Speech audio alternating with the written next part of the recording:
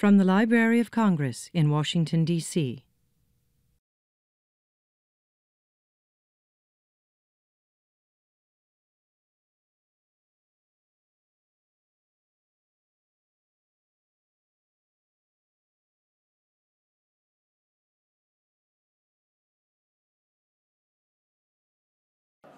Well, good morning, everybody, and thank you so much for coming.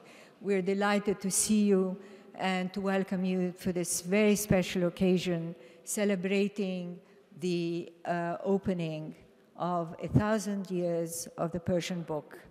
And it is with the assistance of and the support of the whole Iranian-American community that this exhibit has been made possible. And today, we have one of the pillars of the community, Dr. Fatima Keshavarz, who really has been helping us, supporting us from the very beginning. She's been an inspiration to us all. Dr. Fatima Keshavarz is the director of the Roshan Institute for Persian Studies at the University of Maryland. She is the author of many, many different works on literature. She has her own radio program where she has, and we have her actually on the website of the library, where she's been reading poetry from Rumi, from Hafiz, and from others, and she's a poet herself. She has been just absolutely fabulous. And so we will start with Dr. Fatima, and she will introduce the speaker.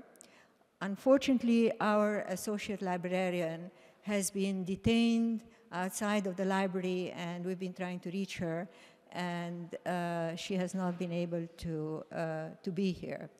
I also want to recognize the person who has organized and done so much for this exhibit, and this is our own Hirad Dinavari, who is the Persian reference specialist today, the one and only, and who has been the one who has taken this initiative to have this exhibit. And now I would like to introduce Dr. Fatima Keshavarz. Thank you.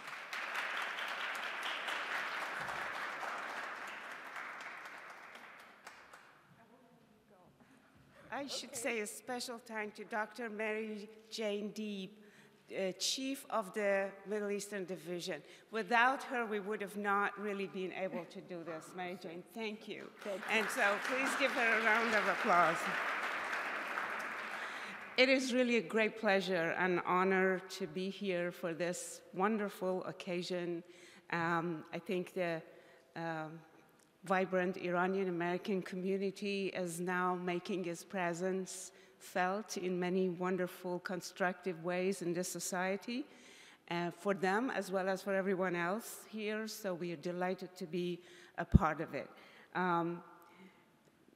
You know, Iranians, like many other ancient civilizations and multicultural civilizations, produced wonderful literature. They engaged these concepts of goodness and love and God and, you know, life and all of the big questions that we all have, and they engaged it in many different ways, visually, intellectually, artistically, and textually, and this building is the embodiment, the concrete embodiment of that engagement, and it's very fitting that this Persian exhibit would be at the heart of it. As you see, it's actually right at the heart of it, next to the Jefferson Collection. So you'll get a good tour of that. And as a person who teaches and who's in touch with a wide variety of young and brilliant minds, I think that if we were ever in need of learning about books and literature, this is that time. As our society goes faster and faster in the direction of technology, as we make all those great strides which we need to make, we also need to find ourselves, to be grounded, to think about issues that are important to us as human beings, to our well-being.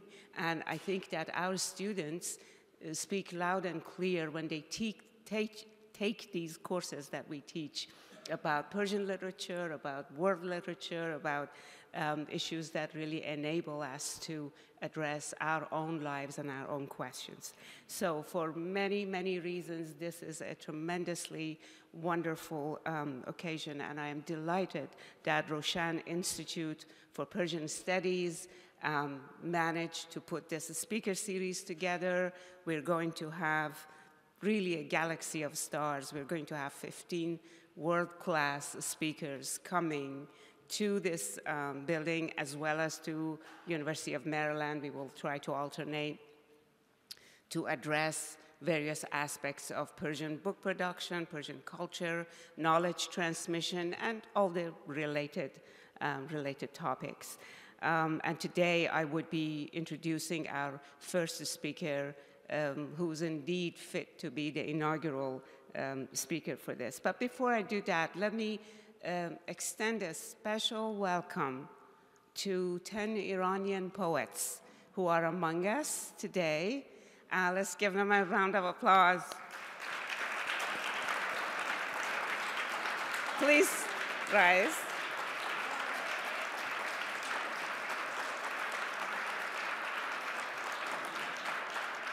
Thank you. Fresh from Iran, they're part of a cultural exchange program that puts Iranian and American poets and educators in touch. We really welcome you and celebrate this moment. Let's hope that there will be many, many more, both ways, going to Iran and coming from Iran. So thank you for being a pioneer in this regard.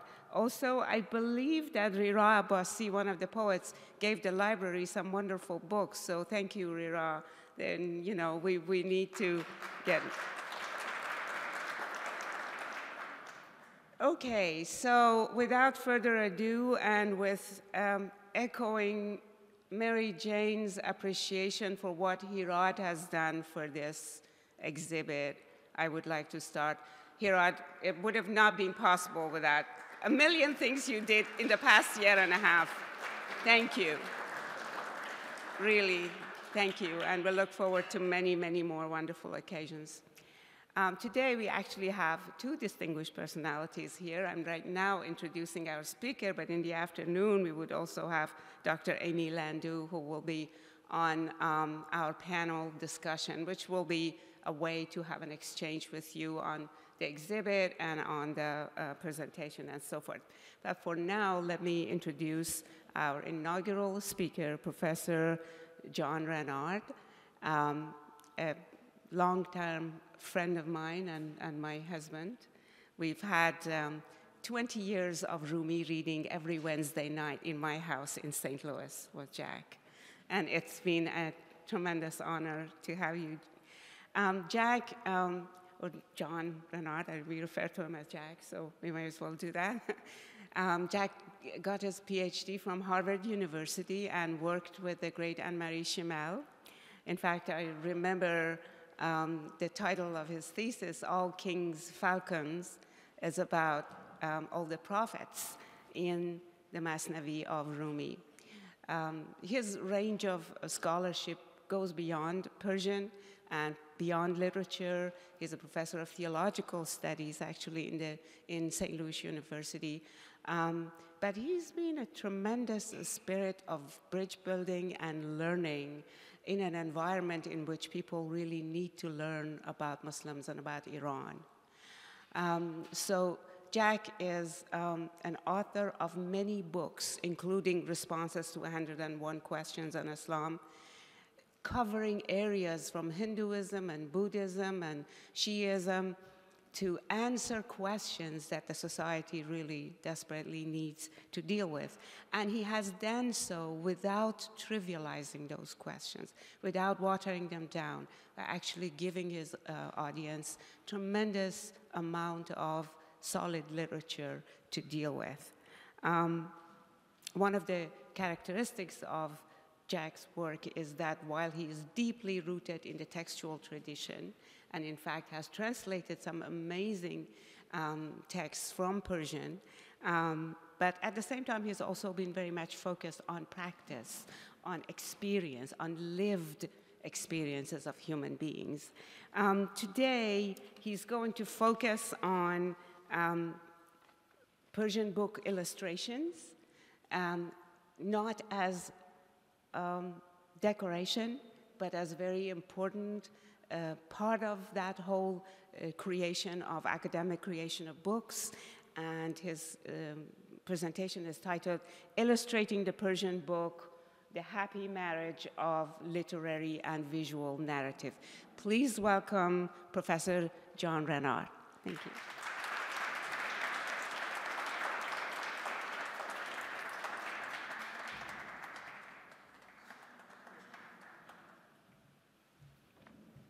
Thanks very much, Fatemeh. It's a pleasure to be here. I begin with this image in front of you. It appears in a 13th century, or the text in which it appears is from a 13th century Persian book on philosophical ethics. As you can imagine, books like this are long on argument and very short on narrative. But the image is still a kind of illustration, and I'm going to use it as a jumping off point. 13th century Persian text. Everybody hear me? 13th century Persian text, and it depicts, it's an illustration of illustrators illustrating. There are two people there. I can't point them out to you, but there are two people, the man in blue on the right middle and the man in turquoise on the left middle. He's drawing a horse, and the one on the right is actually drawing a landscape. There are calligraphers calligraphizing. There's a teacher teachifying. And there's even the man down in the lower right in the navy blue tunic burnishing paper, which those other folks will soon need once they've filled up the pages they're now working on. The people who did this were Indians, the painters, the calligraphers. It was done in India for an Indian patron. Now that in itself is enough information to suggest that the question, what precisely is the illustrated Persian book, is not so simple and obvious. So I ask you to imagine that you are now in a very swanky restaurant ordering from a menu called the Persianate Banquet. It's a very swanky place. If you were to choose as your entree, written in Persian, I, your ever attentive maitre d', would say, excellent choice. But we also have sides and appetizers. Ordinarily, we ask you to choose from them, but since we're having a special today, you get all three appetizers and sides, and I hope you're hungry. The first of the sides is written by a Persian. Not necessarily, but many, of course, have been written by a Persian. Written in Persia, well, you've already seen an example of something else. Created for a Persian patron, very often not, as in the case of this particular picture. Now, the appetizers include such things as translated into another language, originally Persian and then translated, occasionally. It's still a Persian book. Translated from another language, such as Arabic or Turkish, sometimes. Produced in contemporaneous Arabic or Turkish or other languages along with the original Persian version. That sometimes happens too, and I'm going to show you examples of texts, of manuscripts that fit in all these categories, and won't have time to talk about the whys and wherefores, but I'm just going to give you a brief, breezy tour that I hope will leave you walking away with a toolbox that will allow you to go to the Freer or the Walters, pick up a magnifying glass and say, ooh, looky there, I know what that is.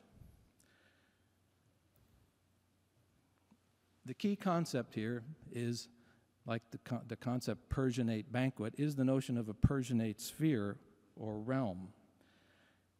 For over half a millennium, at least, and then some, beginning about 1250 and going on into 1750 and continuing. Can you hear me still? Okay. The Persianate sphere stretches from Turkey down through the central Middle East, eastward through Iran, northward into Central Asia, and then take a right turn and you're in Pakistan and India, and even beyond that into Southeast Asia. So that's the key. And we've heard several people refer to Persian as the lingua franca of medieval and early modern Islamdom. But I always like to level the cultural playing field, so I'm going to say that modern French was the lingua persica of colonialism. Get that straight. Now, ladies and gentlemen, for the first time ever before a live audience, I will attempt to describe this rich and complex topic by using 4 words that begin with the letter M. Today, the Library of Congress. Tomorrow, Sesame Street. I hope you enjoy the dress rehearsal. There will be manuscript, a little sample of 5 key literary forms that have been frequently illustrated. Miniature, M number 2, will give you a very brief sample of how a single scene can be depicted across centuries in one culture and then across centuries in yet another culture outside Iran. Method, we're talking here about modes of visual interpretation. How does a painter insert his or her own way of reading the literary narratives? And because these illustrations are not just decorations, painters have often inserted themselves into the narrative in very, very interesting ways. And then finally, motif. Many diverse themes, and I will weave some of those into the first 3 M's, and I've also stashed at the end of the PowerPoint 5 of my favorite motifs. We may not get time to talk about them here, but if we don't, we can come back and look at the pictures again during the discussion session, and then we can talk about them in the panel. I'll be also giving a slight nod to 3 major figures. One folk hero named Rostam, one royal hero, Iskandar, Alexander the Great, who also becomes a religious hero, and one major religious hero, the prophet Joseph, Yusuf. And the result of all this is that when you begin to find yourself entering into the world of the Persian miniature paintings, you will realize we are not in Kansas anymore. Do you notice the tornado that gets you elsewhere? Okay, first of all, there are a series of literary genres, and I just want to give you a brief overview. Some prose, some poetry, and some hybrid combination of prose and poetry. I'm going to give you samples of a genre called the universal history and a related genre called tales of the prophets. Tales of the prophets often are tucked away in the universal histories and even form a very major part of them. Hagiography, stories of holy personages, and a subcategory of that called martyrology. Poetry, beginning with epic, both primary and secondary, primary being the Shahnameh, and secondary, I'll surprise you. Mystical and didactic poetry is, of course, one of the most important pre-modern literary forms, frequently illustrated, and usually religious, although sometimes ambiguously so. And then finally, hybrid prose and poetry, under the general heading of wisdom literature, and I'm going to give you one example, the prime wisdom guy, Sadi of Shiraz. Universal histories are wonderful texts that as the name implies, tell stories of not only religious figures, but of rulers and dynasties. And here I show you images on the left, 2 pictures, one from the 14th and one from the 15th century, from two different universal histories written in Persian of the story of Noah's Ark. And the one on the left there is from northwestern Iran, and the one below that is, you can see a very different style. It's becoming a little more ornate. You don't have the menagerie of animals in the first one, and you could go down for the next several centuries and look at dozens and dozens of images of that famous story and see how the painters have interpreted the same text in very different ways. On the right, you have the prophet Abraham, who's been tossed into a bonfire by his evil nemesis, Nimrod, who was told by Iblis, the devil, he's the guy with the horns in the upper left there. He's given Nimrod the advice that if you want to get rid of the prophet, you got to catapult him into the bonfire. Well, he has a catapult there, but there is Abraham sitting in the fire, which has been turned into a garden for him. God's taking care of him. And there are lots of different images of that. It's a wonderful story. This is a very, very spectacular example of from the Safavid dynasty. Hagiography is a very large literary form, and I'm just giving you examples of two illustrations of the same Persian text, which written by Jami in the 15th century in Herat, in what is now northwestern Afghanistan. And these are two different manuscripts of that same text.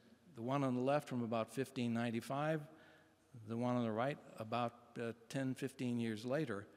The one on the left in Baghdad, the one on the right in India.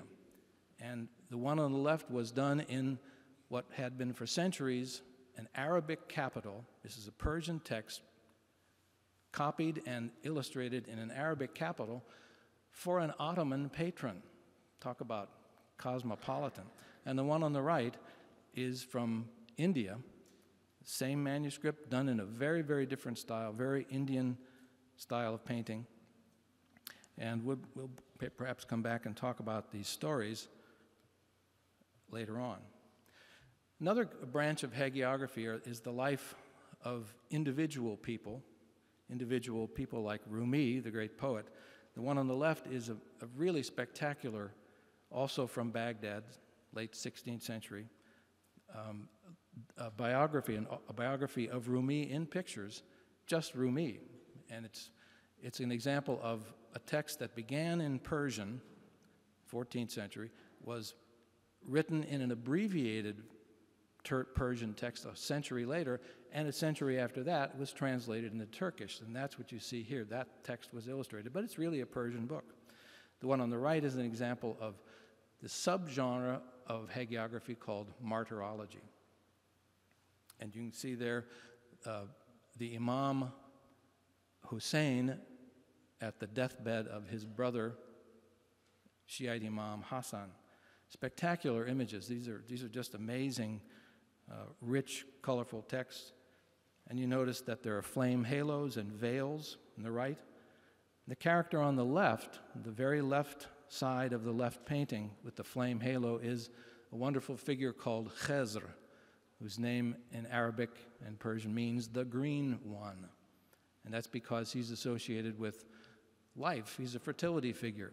And he appears whenever necessary. In this case, he appears because he hears that Rumi is preaching, and Rumi is such a great character that even Khizr has to go hear him.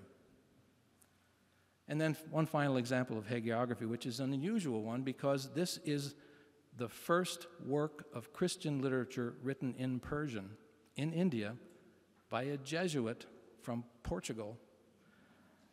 And in the middle, you see a picture of two Jesuits at the court of the Emperor Akbar.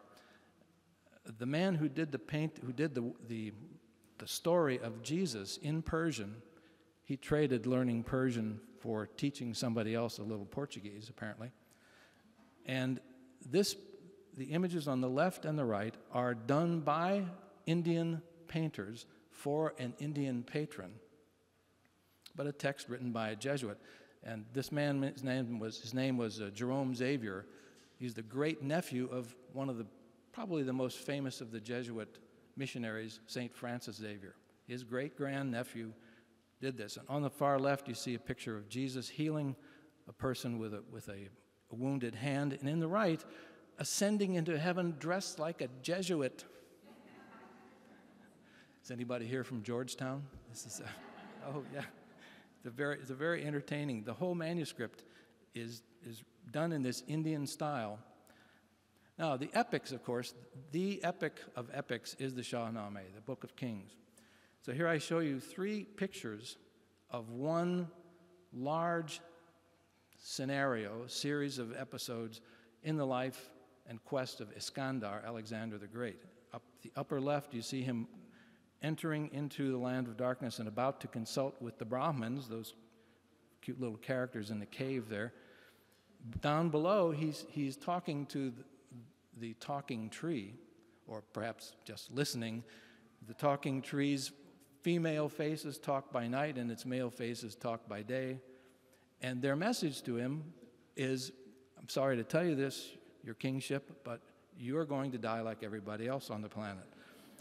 And that's all the messages that Iskandar got in his quest for the fountain of life, which you see on the right, were that, I'm sorry, you are mortal. I'll show you a picture of his death in a few minutes. So on the right side, you have this magnificent late 16th century Shiraz manuscript, which shows Alexander in the upper tier there, in the orange with his hand outstretched. He's asking the angel of death, if 1 trumpet isn't enough, 7 ought to do it. And he's also giving them the same message. Sorry, Alexander, you're going to die. Meanwhile, his troops are winding through the mountains following him, and he's gotten lost because he was originally following the 2 little characters in the lower left, Khizr, and a character he's often paired with, and that's Ilyas, the prophet Elijah, because both of them did not die. That's how they're connected. Khizr also wasn't exactly born like Elijah was, but the key thing is that they were both deathless and therefore associated with the source of life. Now, here's one of my favorite characters. This is Rostam, and this image lives here at the Library of Congress, and you'll see a huge blow-up of it over in the books display. It's a magnificent wall-size, mural-size image of this. Rostam, for those of you who remember the TV show 24, Rostam is the Jack Bauer of medieval Persian lore. Here's what I see, the 2 of them. They both work alone. They both work for a succession of apex leaders, presidents, kings. They're both strong, resourceful, loyal, practically indestructible. They're both incorruptible. They will never swerve from their mission. They both have disastrous family lives, and neither one has a shred of self-knowledge or insight. But I love this guy because he and I are so alike, really. So in this image, you see the result of 3 days of a stalemate battle between Rostam and Akvan Div, who usually goes around disguised as a wild jackass, spreading mayhem. Well, after 3 days of stalemate, the hero needed to take a nap. And while he was sleeping, the Div, the demon, recovered or returned to his demonic form. And by the way, Ferdowsi says, you should understand that demons are just human beings who have gone over to the dark side. That's an interesting comment. So the demon says, okay, I have my chance. So he scoops up all the earth on which Rostam is sleeping, and he gives him a choice of 2 ways to die. He says, I can either throw you against that mountain, and if you survive, you will be eaten by onagers and leopards, or I can throw you into the sea.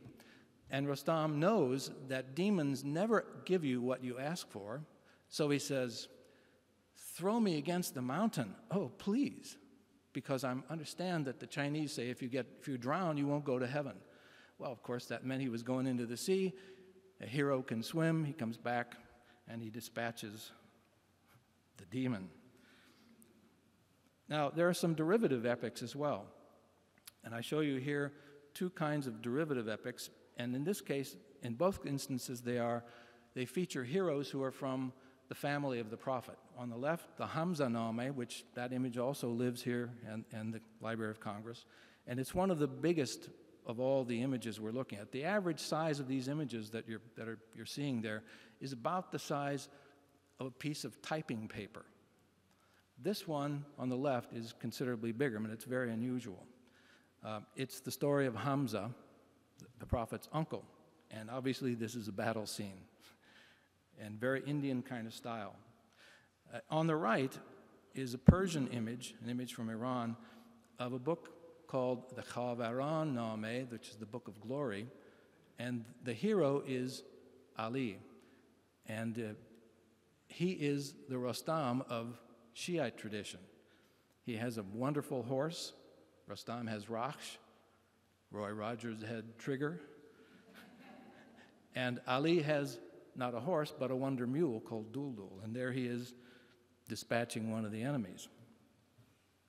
Mystical and didactic poetry are really the most important from the point of view of illustrations, apart from the epic that you find in pre-modern Iranian illustrated books. And on the left, you see a picture of both of these images are from the story of Yusuf, our featured religious hero of the day.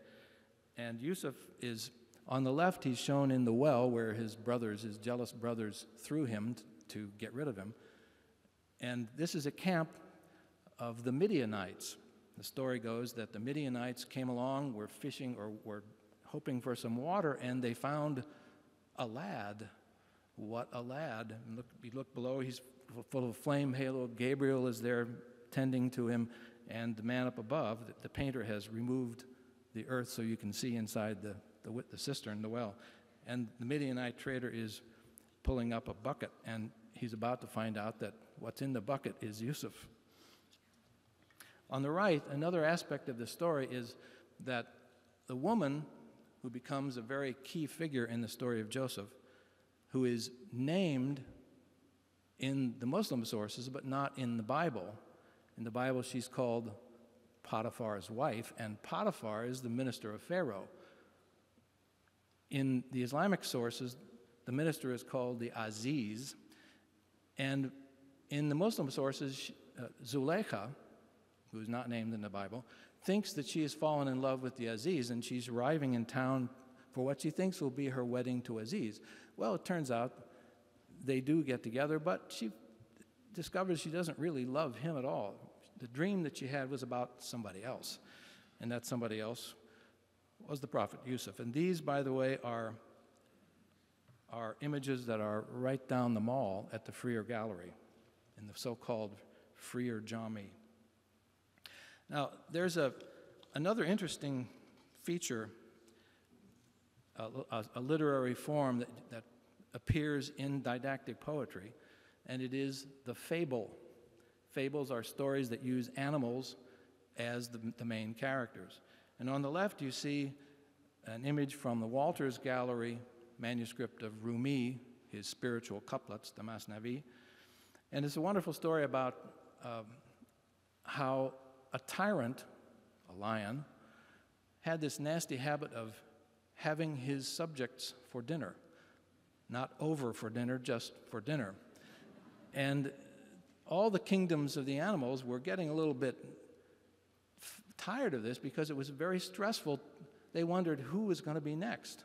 So they proposed to him that he should set it up so that each night a particular animal or group of animals would appear voluntarily, and they would restore, they would keep him from being anxious, and they would keep them from being anxious. Well, he wasn't convinced. He said, I like to be independent. And so the animals, especially the hare, who turns out to be a good Sufi sheikh, they try to convince him, trust in God is really important. So he goes along with it. And comes along the turn of the hare, and he says to his animal friends, I think I know how we can get rid of this king. So he says, but you'll have to be patient with me because I'm going to be late for dinner, and he won't be happy. But it's part of my plan. So they say, oh, okay, if you have to. So the hare shows up at the lion's den, puffing, panting, and he's saying, "Oh, Your Majesty, I'm awfully sorry. I know you're really annoyed that I'm late, but I was on my way here with a very plump, juicy friend of mine. You would have really liked this one. But we ran into another lion who said, 'I'm taking over the realm. You can send this news to the guy you usually get eaten by.' And he said, 'I'm sorry, my plump, juicy friend went to that other person.' And the lion was no longer angry at the hare for being late. He says, 'Take me to this interloper, person who claims he's going to take over my realm.' So the hare does. And he leads him to a well. And he says, 'I saw your enemy in there.' Of course, the lion looks in, sees his reflection, and charges in after him, and never to be heard from again. Now, in this picture, this is a good example of how a painter adds his own twist to it. The fox does not appear as an individual character in the story, but Rumi does say, and I think the painter is alluding to this, Rumi does make a point of saying, the hare outfoxed the lion. Now, in the middle of this story, Rumi, who has this fabulously wonderful power of association, he thinks of another animal figure who has the qualities of a sheikh, like the hare, or maybe even a prophet. And he's thinking about the story on the right, which was told by Attar, who was from northeastern Iran, and it's called The Conference of the Birds. And there, the sheikh figure is that little bird on the central right, with the little crest. That's the hoopoe.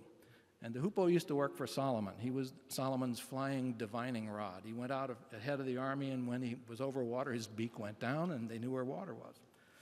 And so the birds all say, well, we need a king. Their situation is kind of the opposite of the others. We need a king. All the other animal kingdoms have kings. Why don't we have one? And the hoopoe stood up and said, well, I know about kings. I used to work for one. And I know where our king is. He's called the Simurgh, and he lives in the far distant mountains, but it's really hard to get there. So he says, we must go through these 7 valleys, and the 7 valleys are the 7 phases of the mystical quest. One by one, they stand up and say, the duck says, my feet are obviously not made for walking. I surely can't go on this. And the peacock says, well, I'll mess up my feathers and blah, blah, blah. So he berates them all for not having the courage, and they set off, and going through the 7 valleys, by the end, they lose a few more, but by the end, they have 30 of them. And 30 in Persian is si, and bird is morg. And it turns out that the name of their deity, the name of this deity symbol, is Simurgh. So they get to a castle, and they knock on the door, peck, I guess, and the chamberlain comes and says, what do you want? They say, we want to see the Simurgh. He ushers them in, draws back a veil, and behind that veil is a large mirror. So the 30 birds find themselves looking at the Simurgh. The Simurgh, see the Simurgh. It's one of the most elaborate puns in all of world literature, and really a book worth reading. And so this image here is one of the most spectacular paintings of this subject that you'll ever find. And when you look at it, you'll see there's a little snake going up the tree, and he sees lunch, the eggs in that bird's nest, and the detail is extraordinary. Okay, wisdom literature. A couple of quick samples, and we'll be able to talk about these later because we have here one of the Sadi experts on the planet, Fatemeh Keshavarz, and she loves to tell the story of the picture on the left, which is a story in which Sadi visits a Hindu temple. He sees well, I'll wait for later for that. But it's a spectacular image. It's at Harvard. You can see it in the Sackler Gallery at Harvard. And on the right, that's in the Bustan, which is totally poetry. The one on the right is a series of scenes from this hybrid prose poetry combination called the Golestan, the Rose Garden. And it's in an album ordered to be put together by a Mughal Shah, a Mughal king. And these are 3 separate scenes which were originally associated with the text that tell the story of that scene. And the Mughals loved albums, and they loved the text of Sadi, of course, but they said, it's more fun to look at pictures. We already know the story, so he ordered his staff, his studio, to cut out some of the best pictures, stitch them together so he could just kind of look through and say, oh, there's a story about so-and-so, and I remember that one. So it's an album of visuals that were once attached directly to the text, also created in India by Indian calligraphers and Indian painters for an Indian patron. Now, as for miniatures, I'm just going to give you two examples of the different styles. We could go on forever on this. And other members of the group who will be giving lectures here over the next 6 months will be talking about these things. And Amy Landau, who's here, is somebody who could, and maybe later on this afternoon will, talk more about these things. Here's an example of 3 miniatures of the same scene, all Persian, from the 13th century, upper left, 16th century, lower left, and then the granddaddy of them all, the Shah Tahmasp Shahnameh, some of which is here and some of which is in New York City at the Met. And this is the scene of the primal king, Gayumars. And it gives you an example of how the basic image can be conveyed, basic information can be conveyed in a very small, one on the upper left is from one of their so-called small Shahnamehs. Very basic. He's in the mountains. He's showing people how to attain the arts of civilization, which include things like wearing leopard skin, not too shabby. And the lower left, you find one that's a little more complicated, and in the right side, absolutely spectacular image. You have got to have a magnifying glass to appreciate all that's in there. And what I mean is, this is what I mean by not in Kansas anymore. This is a totally different world. It is not the world that we inhabit. Gold sky, purple rocks, rocks with faces in, the animated nature, spectacular. Now here's an example of the same scene, all done by Indians for Indian patrons in India, but for Persian text. And this is the story of Joseph and Zuleika. I mentioned Zuleika earlier as the love interest in the story of Joseph and Zuleika, but it's an unrequited love, very interestingly. And the scene in which she makes a play for him, I'll show you in a minute, but she decides that the people of Egypt are starting to suspect that it was her fault. You just don't go after a prophet like that, you know. You don't go, even if he is really spectacular, even if he's drop-dead gorgeous. But the point, she says, is that's right. He is drop-dead gorgeous. He's an image of the beauty of God. So on the left, an image from South India, but still in a very Persian style from the 17th century.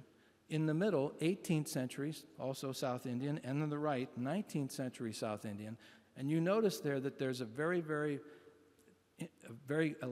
definite progression in changes in the body style, the complexion, the clothing. And when you get to the far right, you see people wearing South Asian garb. And even on the far left, you see an indication of the painter's touch. The story is that just when the ladies of Egypt were about to eat their dessert oranges, the painter puts mangoes in there, because if you can get a good mango, who wants an orange? And South India, you know. So you see those little fruits there. They're about to cut their dessert fruit, and she says, "Oh, ladies, I want you to meet somebody." Yusuf walks in, dazzles them. They are beside themselves. Some of them pass out, and they cut their hands instead of their dessert fruit. And so the Persian poets from then on use the term to cut one's hands as a metaphor for going into mystical ecstasy. Okay, now method. This is in many ways the most interesting aspect of looking at these images from the perspective of how they interpret the text. So I'm going to talk about structural devices and devices that embellish the content. Among structural devices, there are those that seem to be a literal interpretation of the text, and they can be either simple or complex. There are multi-scene interpretations in which a painter can put several moments of the same episode or several episodes in the same frame. And there is this wonderful technique that I'm calling here hiding the narrative focus. You will look and look at these images, and if you don't know the story, you won't know where the energy of that story is actually generated in the picture. I'll explain. Content embellishment can be by metaphor and symbolism in a general way, specifically natural or architectural symbolism, and visual allegory, and then artistic license, which involves either supplementing by adding information in the picture that is not included in the text, and substitution, using something in the text that is more iconic or more socially acceptable than what the text actually says. So here are some examples. Here is the moment at which Zuleika tries to make a play for Yusuf. On the left side, you see, first of all, you notice that the pair, Yusuf and Zuleika, are obviously a standard kind of visual pair. One is almost identical with the other, except that on the right, Joseph is veiled and not on the left. So the story is in Sadi's Bustan, which is a book of poetry. And there is a poem that's very short, about 12 or 13 lines, which is called The Story of Yusuf with Zuleika. And he simply says there that Zuleika was smitten by the demon of desire and fell upon Joseph like a wolf. And that's an allusion to the story that his brothers told their father Jacob, oh, your youngest son, your beloved, the apple of your eye was eaten by a wolf. So that's an interesting little metaphor. So that's a very simple thing, because Sadi doesn't tell you anything about the background, the context, the architectural setting. Now on the right, an image from an illustrated version of the same manuscript, of the same text rather, Bustan of Sadi, from late 15th century Herat in northwestern Afghanistan. It's the same central figures, and he's illustrating, and you can see those little bubbles there, those panels with the text there. There he has 3 or 4 of the lines of this poem that is Sadi's original text. But Sadi doesn't say anything about the context. So how do you explain what the painter, one of the all-time great Persian painters named Behzad, whose name means well-born, great one. He was from Herat. What Behzad is doing here is he's including in his interpretation a text which appears around the central doorway. You see that central doorway, which is brown with a white wall behind it, and around there you notice that there is some blue panels with calligraphy. Now that text is from a text of a fellow countryman of his, a contemporary fellow citizen of Herat named Jami, whose masterpieces live one of whose masterpieces live right down the street, down the mall at the Freer. Jami wrote a story, Yusuf and Zuleika, in which he describes, in that text that's hidden away there in the architectural decoration, in which he describes how she had her architect build her a palace of 7 rooms, each with a stout door. And so Behzad shows you the 7 doors and the 7 rooms, all in an aggressively 2-dimensional image. And Jami says, she lures him behind one door, throws the bolt, and lures him behind another door, and finally in the 7th room, she throws the bolt and makes her play for him. And at that point, of course, Joseph prays to God, and all the bolts are opened. Now, that's a spectacularly complex way of interpreting an image, but he's using 2 texts to do it. I meant to show you this slightly bigger image of it here. It's a wonderful, wonderful painting. You can see all around the architectural, the cornice is there. There are verses from the poetry. It's absolutely amazing. Okay, now, structural. In addition to complex and simple, there are images that contain more than one scene or moment of a scene or more than one episode. And on the left, you have another one of these incredible images that is a story of Sadi. He is that cute little guy bending over with his pen in hand. And the story is that one of his disciples has a dream in which he sees angels descending upon the roof. This is another one of those buildings that's the whole universe. It's not just this world, but paradise above. And he runs to the door. That's him knocking at the door over there, because he's concerned about what might be going on with his friend and master, Sadi. And he goes and finds out that, as the text says right before this, that there was a line of poetry, and I need to tell you this line, that was so pleasing to God that God sent down this bevy of angels to pour down coins of light. And the poem says, "Every leaf on every green tree is, in the view of the wise, a volume of intimate knowledge of the Creator." And over the door, it says, "Gardens of Eden, whose doors are open for them." Other lines say, "The retreat of dervishes is the garden of paradise above. To serve dervishes is meritorious." Okay, these are multiple scenes from the same episode, all in one frame, and you really have to look hard to find out what's going on when. The one on the right is from the Hagiography, the life story of Rumi, and the scene above happens just before the scene below, and when Rumi is seen in the mausoleum of his father, Bahauddin Walad, and down below is the scene that is actually the focus of the narrative, and that's that a bull escapes from the butchers, and you can see the guy there on the left in the yellow has a knife, and they're about to carve this poor creature up. The bull bows at Rumi's feet and asks to be helped, and Rumi, of course, asks the butchers to set it free. They comply, and the bull disappears, never to be heard from again.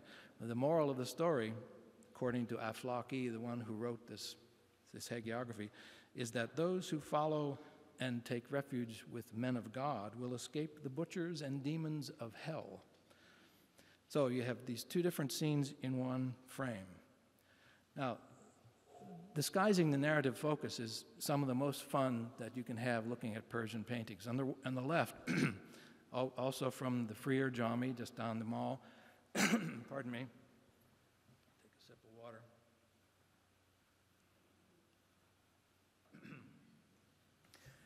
You would never know from looking at this that the focus of the story is this little ragamuffin of a character on the far left edge, little bitty guy who just dressed in rags. His name is Majnun. His real name is Qais, but he's called Majnun because he is starstruck.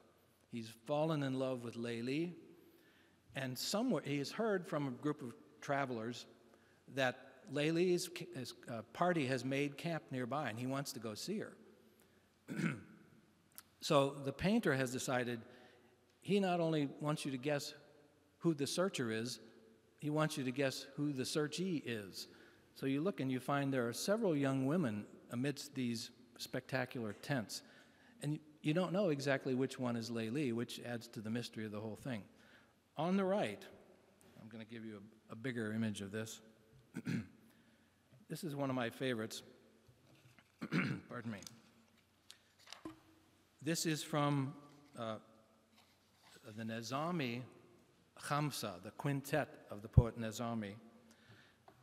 Now, you wouldn't know from looking at this that the characters who are generating the narrative energy are not these two in the center of the image.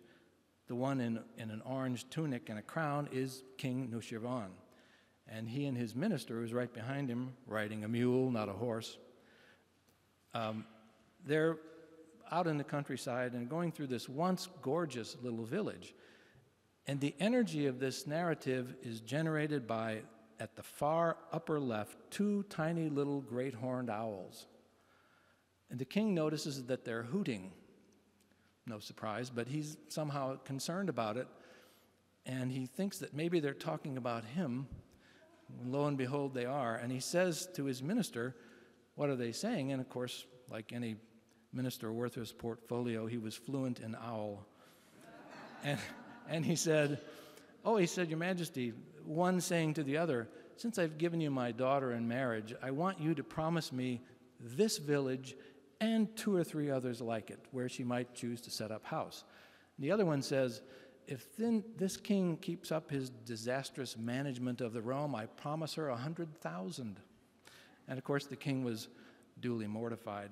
But that's a really good example of hiding the narrative focus.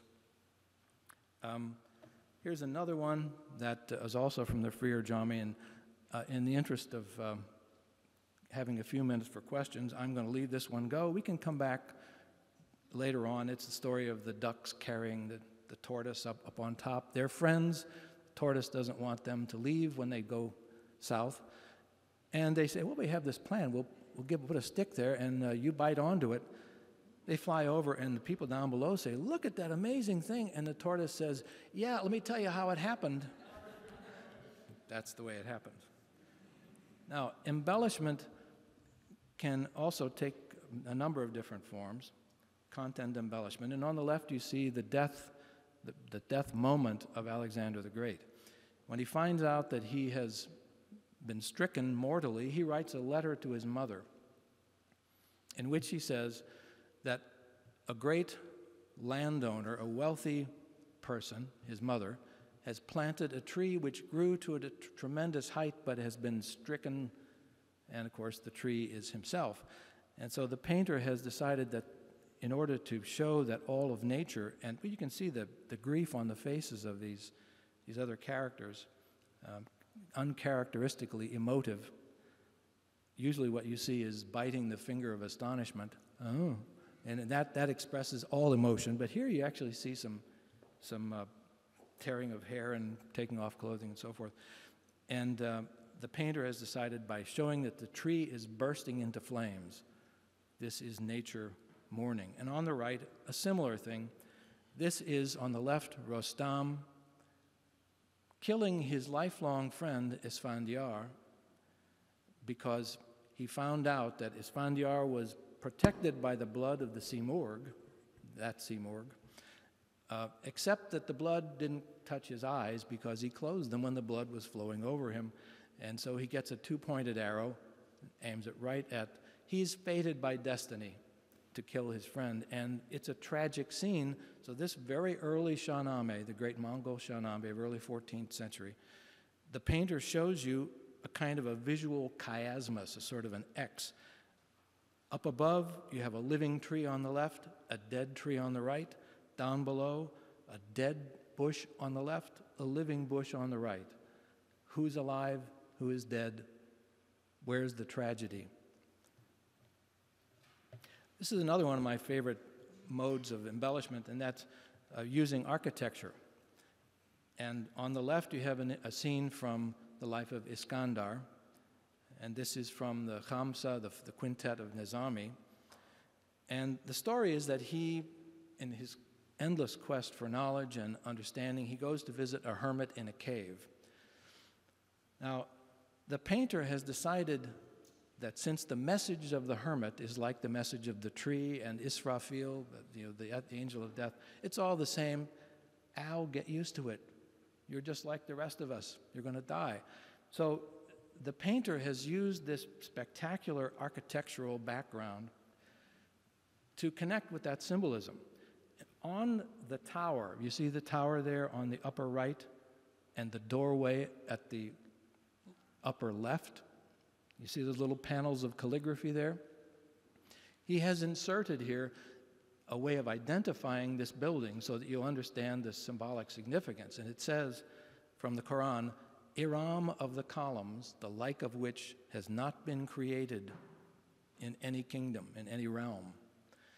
And the importance of that is that the city of Iram was associated with a really pompous leader, a king named Shaddad, who died and whose city fell apart after him. So the city of Iram, the many-columned, is the message is, if Iram, the many-columned, can fall apart, we're all destined for death. So he's put this scene here. Now, the interesting thing part about it is that Alexander actually visits the city of Iram later in the narrative, but the painter has put this here to tell you what the symbolism of this visit to the hermit is. I'm going to skip the one on the right now because I'm running out of time, but we can come back later. I just have a couple more things to say, and then we'll take some questions. In the realm of embellishment, there's also this interesting thing called supplement and substitution. These two images are from a hagiographical work from late 16th century Baghdad, done for an Ottoman patron. These are in the Chester Beatty Library in Dublin. And the story on the left is that the guy who's on the pulpit, on that little minbar, the little preaching platform, his name is Junaid, and he was one of the great 9th century Sufis of Baghdad. And the cute little dude looking out at you from just to the right there is his uncle, Sari, the greengrocer. Now, the story is really only about as much as you see there in those panels above and below. It's not a long story. And Jami says, Junaid had a dream in which the prophet said to him, "You must preach to the people. You must give them your message." And Junaid, who's a young man, but who's shown here with more salt than pepper in his beard, because that gives him gravitas, I guess, he says, well, I can't do that, I'm too young. And he's walking down the street, and he runs into his uncle, Sari, who says, "You are going to preach, aren't you?"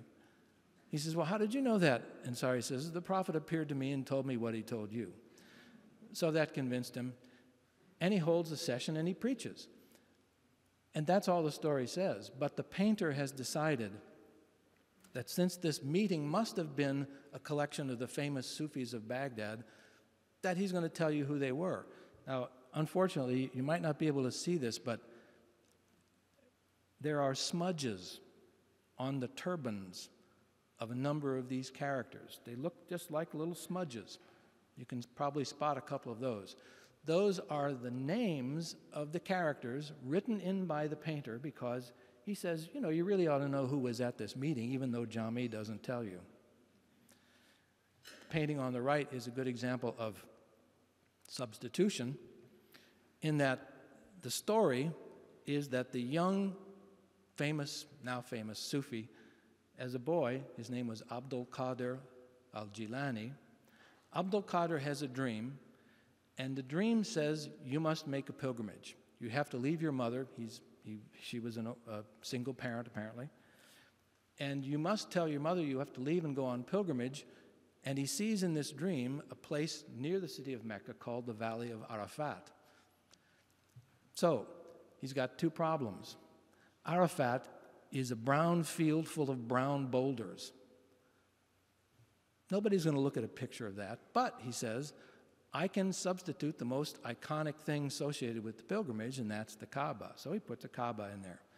Second problem is there are no women illustrated in this manuscript for whatever reason. So he decides that the boy is up on the upper left there, telling his dream not to his mother, but to his grandfather or to some uncle. Interesting pair of substitutions. Now, I had some themes that we can come back to later, my favorite motifs: heroes imperiled, marvelous birth, father-son alienation, preferred younger son theme. This is a common theme in world lore. It's always the younger son who gets the kingdom, even though his older brothers might eventually do him in out of their jealousy. Iskandar seeking knowledge, a wonderful theme that shows up in all kinds of different ways. And then marvels, both prophetic and saintly. So if we get a chance later on, we can possibly look at these images again and talk about them. But for now, I think I need to stop. I just want to end with a public service announcement, pro bono, of course. And it is that it's been proven that looking at Persian miniatures is habit forming. The good news is that should you become addicted, you'll die happy. Thank you.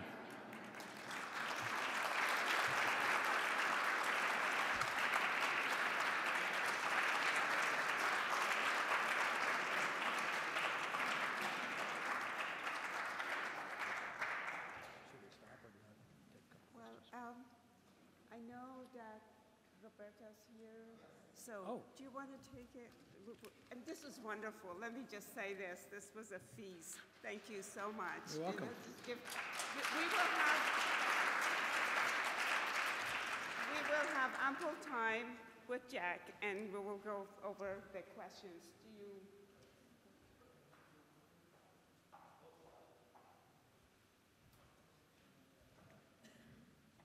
Well, I have to start by telling you I'm taking the podium darn angry. I got stuck in a meeting, and I was supposed to be here to hear the entire marvelous talk, and I am so upset that I just arrived for the very, very last snippet. The only consolation I am taking is that we have videotaped it. But my name is Roberta Schaefer, and I really do have the pleasure of serving this institution and the American people as the Associate Librarian for Library Services. But every once in a while, you like to give yourself a real treat. And one of those is that the enormous benefit of being in this building is that we have these fantastic lectures and programs, and of course, this absolutely sparkling diamond of an exhibition that the library staff has put together. And so I'm sorry if you've already done this, but I must ask everyone involved in this show to please rise. I would like to give you a round of applause. Mary Jane, Chris, Hareed, where are you?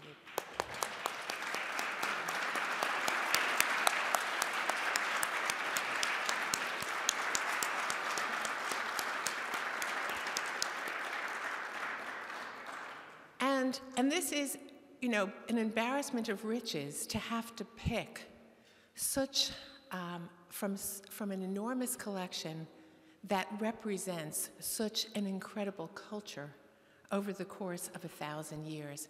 And to really think, when you're looking at the map and each of the items, how influential Persian materials have been to such a wide swath of geography over the course of 1,000 years. And I just wanted to share with you, thinking last night as I was going through the show about the idea of having been for so long the lingua franca, and hearing that being, and you probably said something about that in the talk, but hearing that sort of responsibility and tribute now being given to the English language and the culture that is created in the English language, all I kept thinking about at each frame last night was, wow, there's a lot of competition for that mantle. And I hope that we who are English speakers and creating in English can even begin to emulate the history and the legacy that the Persian language has left to us. And I will say that I am just so delighted, apropos that we have some special guides with us today and I guess yesterday, and that is a group of poets visiting the Library of Congress from Iran. So maybe you can help us and you can pass the gauntlet, which I now think we all share in terms of the future life and the mind of the world and not just a specific culture. So I thank you so much for being here. Again, I am a bit envious. I will have to see this in 2 dimensions, and you got to see it in 3. But please plan to take a lot of time with the exhibition and to come back for the many and varied programs that we will be presenting as part of the run of the exhibition. And thank you so much, those of you who had a part to play in helping us financially to put this show on. This is not easy to do in terms of financial resources. So I thank each and every one of you for that contribution. It is enormous. Thank you very, very much.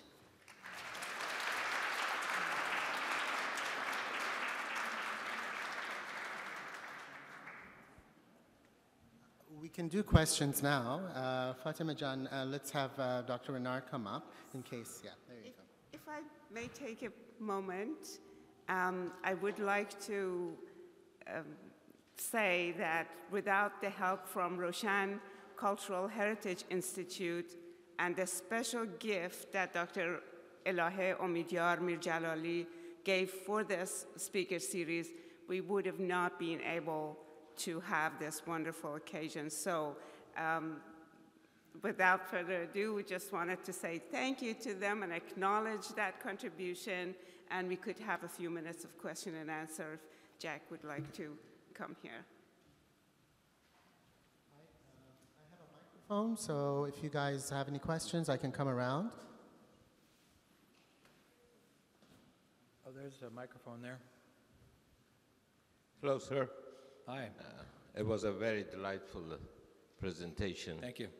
I really enjoyed it. The depth of your knowledge about the literature of that region is amazing. My name is Hamid Naweed. I'm from Afghanistan, and I was teaching art history. This style of art, which flourished from 14th century to 16th century, it started from, as far as I know, from Transaxania, came to Khorasan, and then went to Persia in 16th century. Most of the paintings were done in Herat, under the Timurids of Herat, you know. When Prince Baysungar started the School of Fine Arts there, Musa Kazem, Musa Musawer was one of the first one, and before Behzad, there were Mirak and Maulana Waliullah Wali. Their contribution in creating this style is amazing. Later on, when it went to Safavid court, it changed in terms of iconography in the colors and shadings. And also it went to India as Babur, who left Kabul and invaded Delhi in the Third Battle of Panipat. Yeah, and then the same style went there, but became more colorful in terms of art.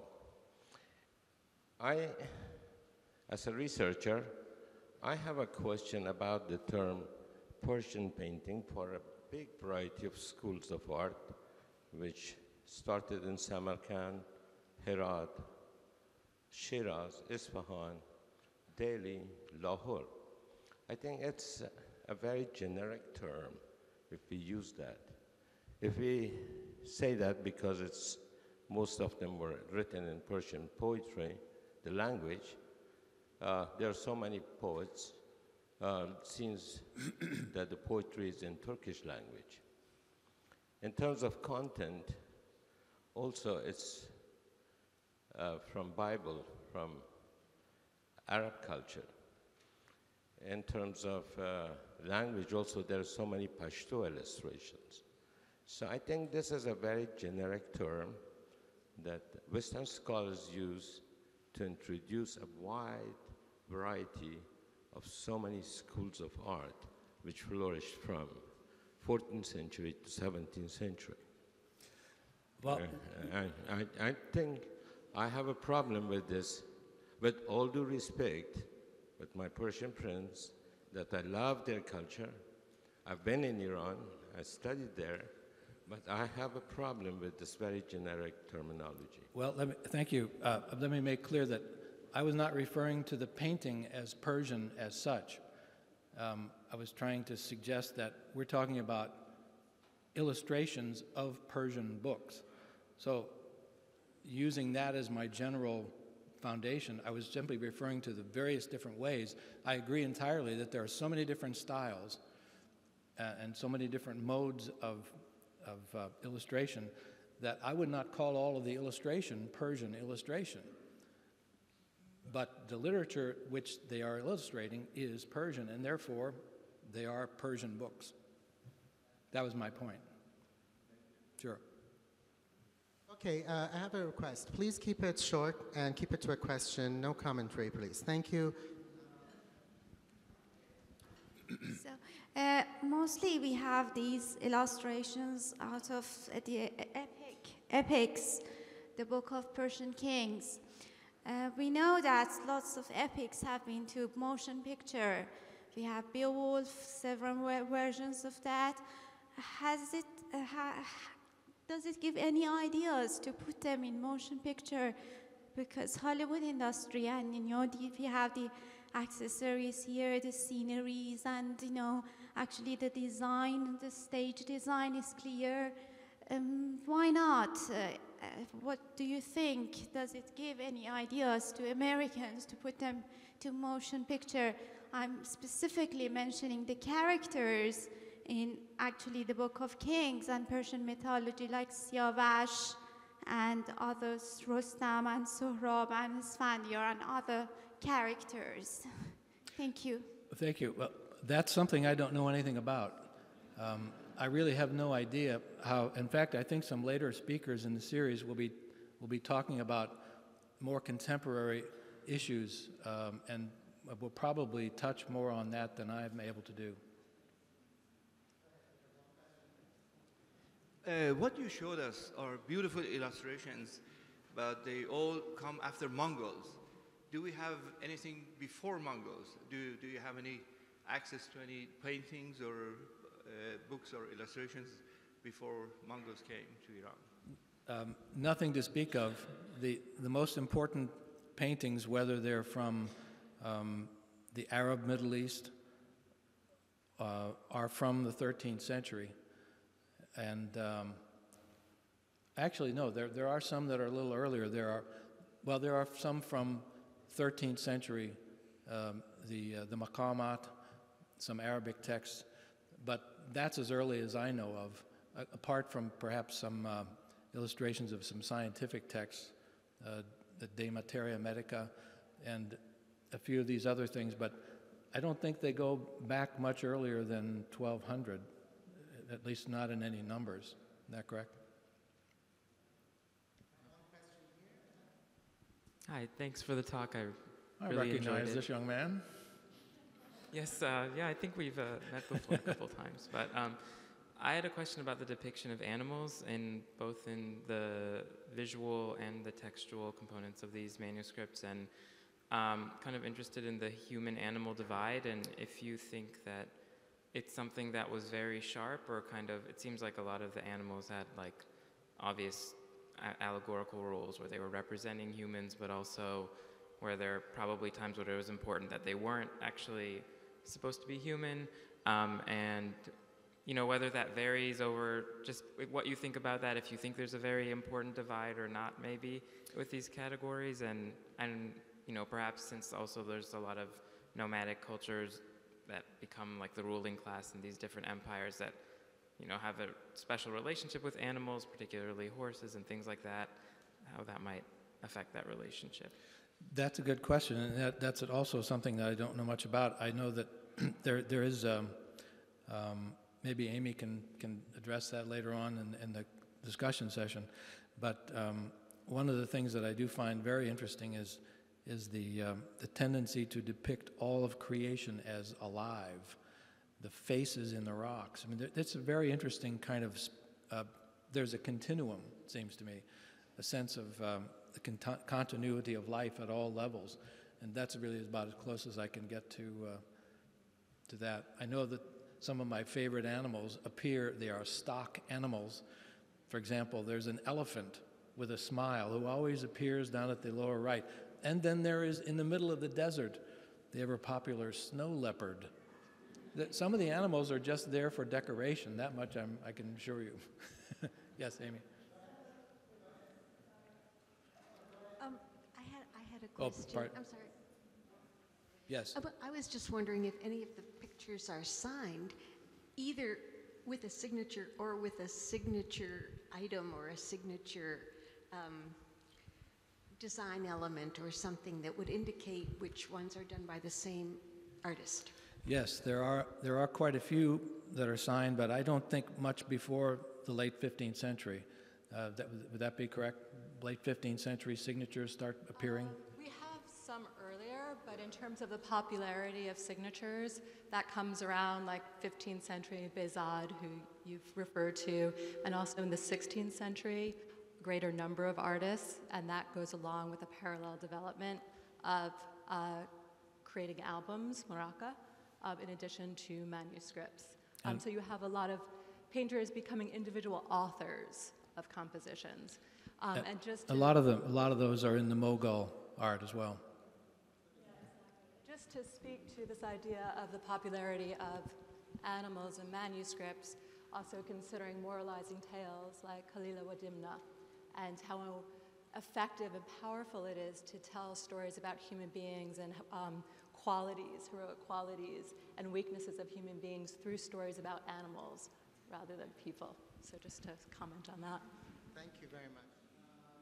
I had one question back here. Let me give it back to, there you go. Thank you. I was just wondering if you've ever seen a transition from 2-dimension to 3-dimension illustrations.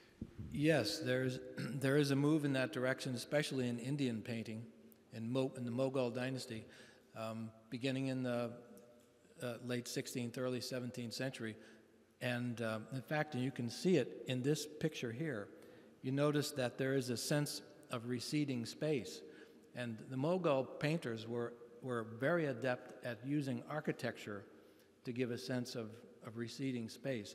And there's a gradual increase in that, especially Mughal painting.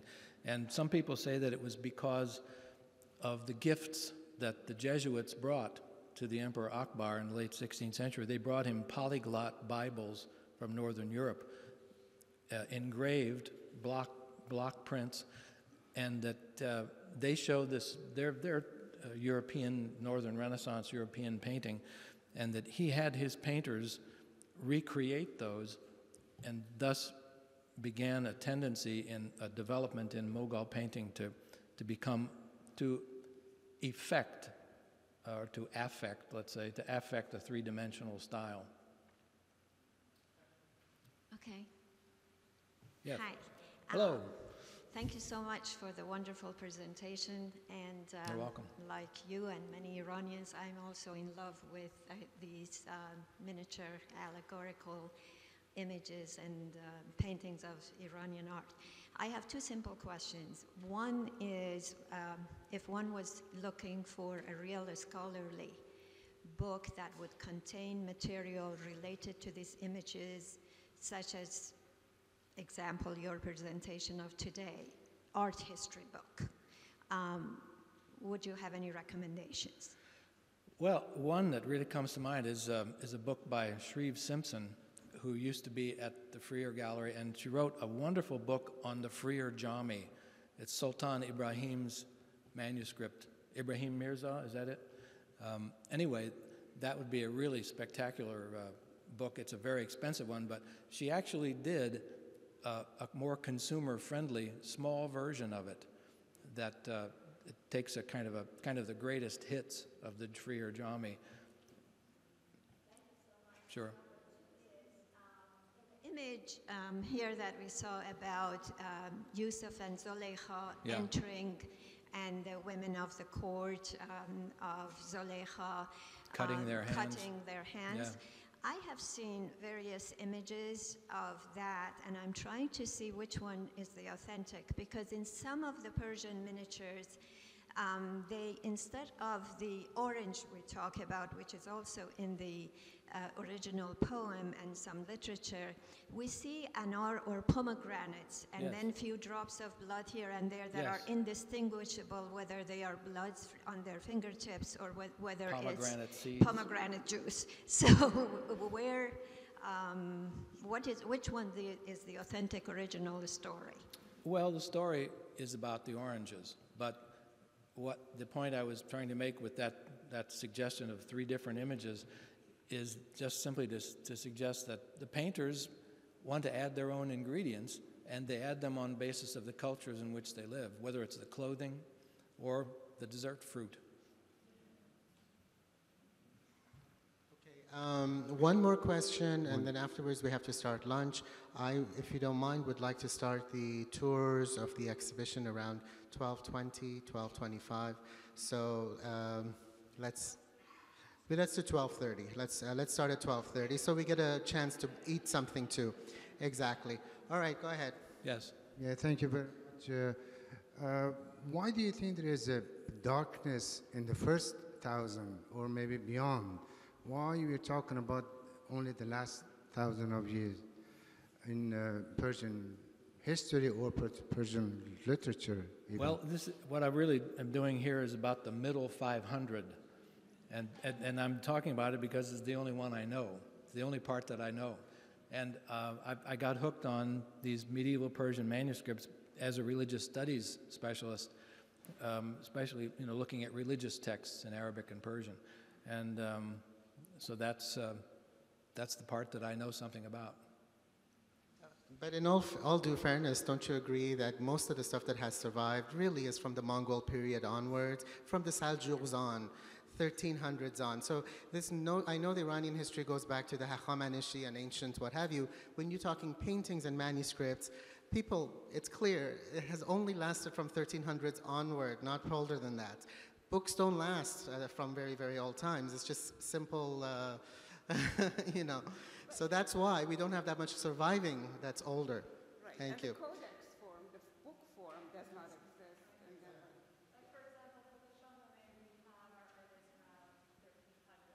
But we do have like textual references. For example, an Arab historian who refers to seeing pictures of the history of the kings of Iran. So we have textual references, but not the actual illustrated works. When we actually come to the physical book, I think that's the period that we can talk about. Well, let's give Professor Renard a big round of applause.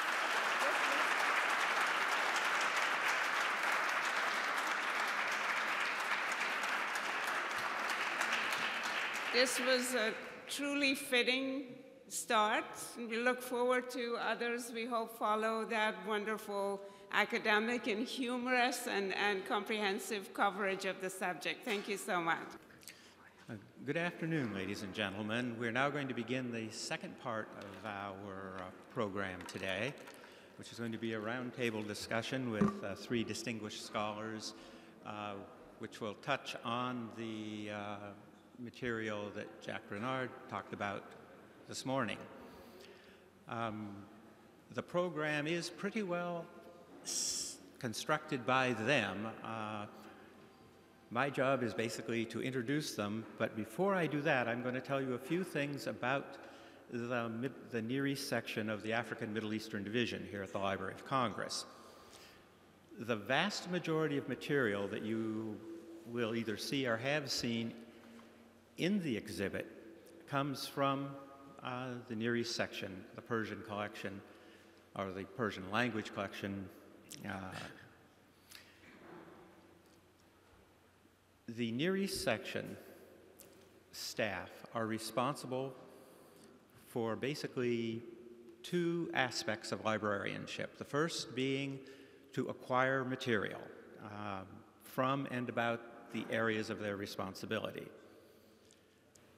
The second is to make that material accessible, and that's done in any way from simply having a person come in and request a volume to having extensive research discussions, research methodologies, sources, etc., with scholars. And our scholars who come and do research are everything from the person who wants to come in and read some poetry to senior scholars doing very, very serious and complex research. And the exhibit that this is, that today is celebrating the opening of, is another thing that we do to make known to the broader community, who, after all, with their tax dollars, pays for our existence here, although the exhibit itself was funded by very generous outside funders. But the idea of the exhibit and the programs attached to it is to make better known to scholars, to the Iranian American community, and to the general public what we have here, what we've built here. And I would really plead with any of you who have research projects, please come and see Hirad Dinavari if it's about Iran or Persian language materials, or one of the other specialists if it's about some other part of the Near East.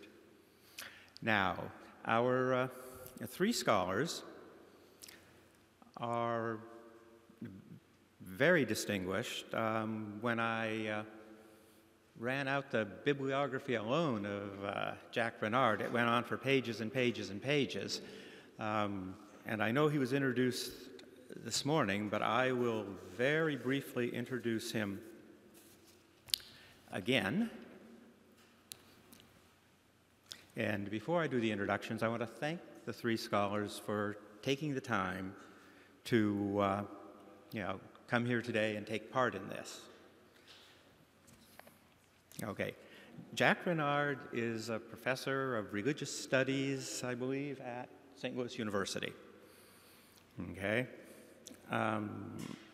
He completed his PhD at Harvard and has, as I said, a very long list of publications, of awards, and is exactly the kind of scholar we want to see come here and use our collections. Fatima Keshavarz is the recently appointed, I guess it's what, a year and a half now? A year and a half as the director of the Roshan Persian Studies Institute at the University of Maryland. Previous to her appointment at Maryland, she was at Washington University in St. Louis, and she too has a very extensive list of publications. Excuse me, and while people often dwell on her scholarly publications, she's also a published poet in her own right. Amy Landau is at the Walters Art Gallery in Baltimore. She's in charge of the South and the South Asian material and Middle Eastern? Yeah, okay, South Asian. She's really, at the beginning of her scholarly career. She received her doctorate from Oxford in 2007, and young scholars like her are also, we very much want them to come and work here. But without further ado, because I know you want to hear from them rather than me, I will let them begin. Thank you.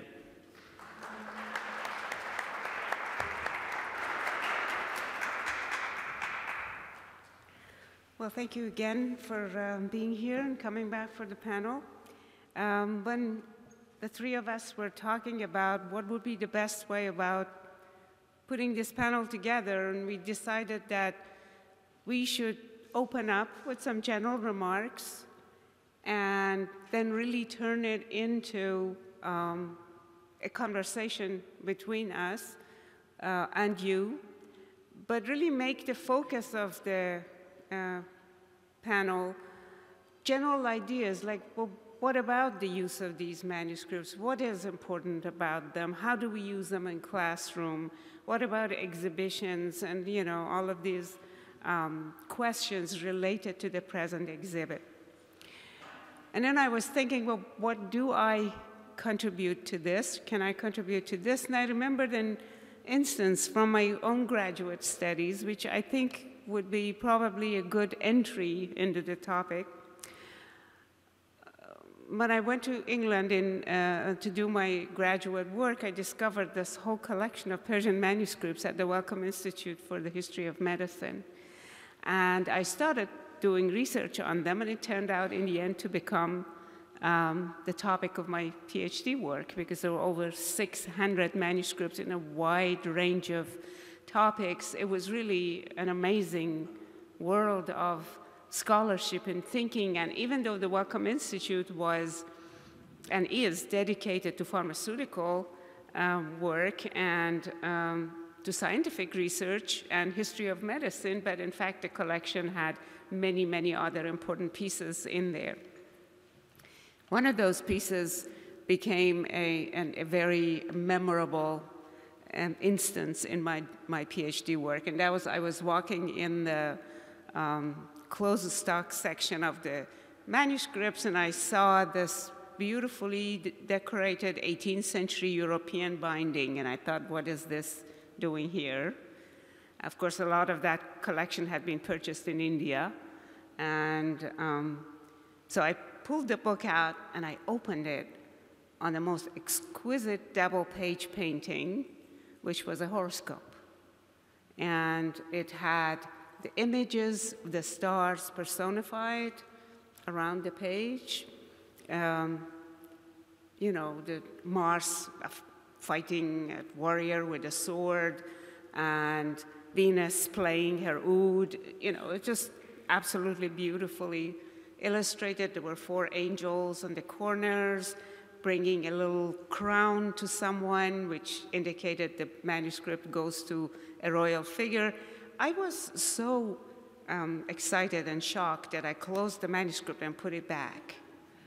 I just did not know how to take all this in. I mean, the whole sky was lapis lazuli and golden clouds flying over it, and it was just absolutely breathtaking. When I finally went back, just 2 or 3 days later, and I opened it and I read the beginning of it, it was indeed a horoscope written for Prince Iskandar, the grandson of Tamerlane, in Shiraz, the city in which I had been born and raised. And it was dated 1410, fairly early for that period. And so I talked to a friend of mine who was an archaeologist, and he said, you know, this clearly was something the library needed to showcase and take care of, and suddenly a lot of people were interested in it, or there's a new Timurid manuscript, and who was I? An unknown student of, you know, PhD student. We suddenly had people with their cameras there wanting to take pictures, and so we invited a whole group of people to come and see it at the same time, and I introduced the manuscript.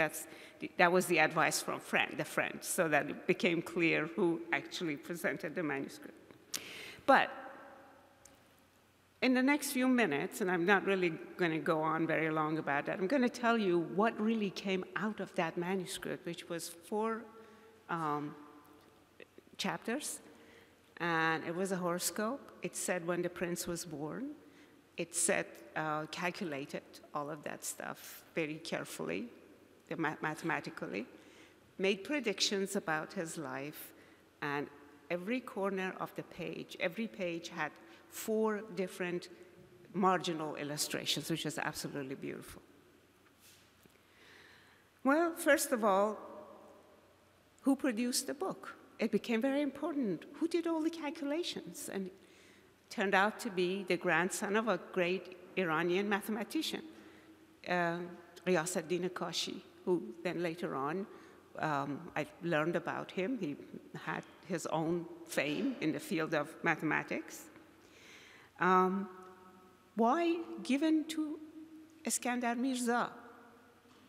Well, research showed that Iskandar was particularly interested in illustration. It, in fact, had a small academy in Shiraz of painters and manuscript producers, because Timurid princes were competing with each other over that. And there was something like this going on in Herat. And so he wanted to have his own side of things. Was he Shiite or Sunni? Was something else that people were interested in. And then, of course, we got his full title there, and we could tell from the title, the way he was addressed, that came out of it, that he was most probably not a Shiite. Who illustrated the manuscript? Well, I don't know that we really solved that problem, because the illustrations were so finely calculated that it had to have been done by someone who also had the astrological, astronomical, and mathematical knowledge. In fact, my advisor, Professor Bivar from School of Oriental and African Studies in London, he very much thought that the mathematician, writer must have been the illustrator too. But to me, I mean, I cannot really answer that. It wasn't something that, it was too fine for someone whose profession is something else. But we learned some other things about the illustration of the period, and that was, up until then, the belief was that the Timurid miniature paintings don't have movement in them. that you don't see much movement, and this manuscript on the margin of each page had a little flower, a little bird with their wings up in the air or a leg lifted, or, you know, it was in fact full of movement. We managed to date the school of Shiraz up to at least 1410, because this was given to the prince at that time. And the process of just looking at that double-page painting told us that much about the, you know, the historical background of that. Now, there was also something else that the astrologer predicted, that the prince's eye was in danger. And we actually know that he was blinded at the end of his life. But then a historian friend of mine said, well, that one wasn't very hard to calculate, as the Timurid princes, when they fought each other and they didn't want their cousin to be fit to be the next king, what they could do was, you know, blinding them. And that was a practice. So every prince's eye was in danger. And you could say that in any horoscope you made for them. I hope that this gave us some food for thought, and that later on, as we get into the discussion, we can refer to this and other details. And I think it would be lovely if Amy comes to the podium now and takes it from here. Are we setting up now? So it's a pleasure to be here with all of you today, and I wanted to thank Fatemeh and Jack and Christopher and for allowing me to be here with you and to talk about my experience of being a curator with a large portion of Persian manuscripts at the Walters Art Museum in Baltimore, and for working in this field of Islamic art with a focus on Iran and Armenia. And I would also like to congratulate Herod. It's an absolutely stunning exhibition at a time where exhibitions such as this are needed. And it looks effortless and simple, which means that a curator is really hard at work to pull that off. And I have a feeling you had many sleepless nights. So congratulations and enjoy your success. And it's all of our success. Because what we need to do, which I want to talk to you about today, is this need to foreground the history of Persian-speaking lands, particularly at this moment. It's a moment where you don't want your children, your father, your mother, to learn about Iran on Fox News, for example, or somewhere else. We'll edit that out later. But you want to have them have the experience of the beauty of the poetry, the richness of the tradition, the visual tradition, the food, the music, early on. And as a curator, that's part of my role. And as wonderful as large exhibitions are, we can only do them, each institution can only do them every, let's say, 4 to 5 years because of budget. So how can we pull our resources together in the nation's capital and surrounding areas to make sure that there's systematic programming in this area, which means performances, exhibitions, and teaching.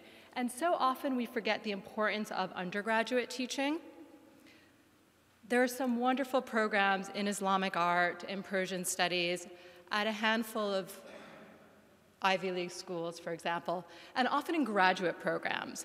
But we have to introduce this material earlier on in undergraduate. Unfortunately, I was introduced to this material a little late. It was my junior year of being at NYU as an undergraduate. I was studying Middle Eastern history and Hebrew and Jewish studies. And I went for an art history class. I met a really inspiring young Iranian woman who introduced me to the poetry and to the art. And I would like other people to have that. And I think what they're doing at the Roshan Institute is absolutely fantastic.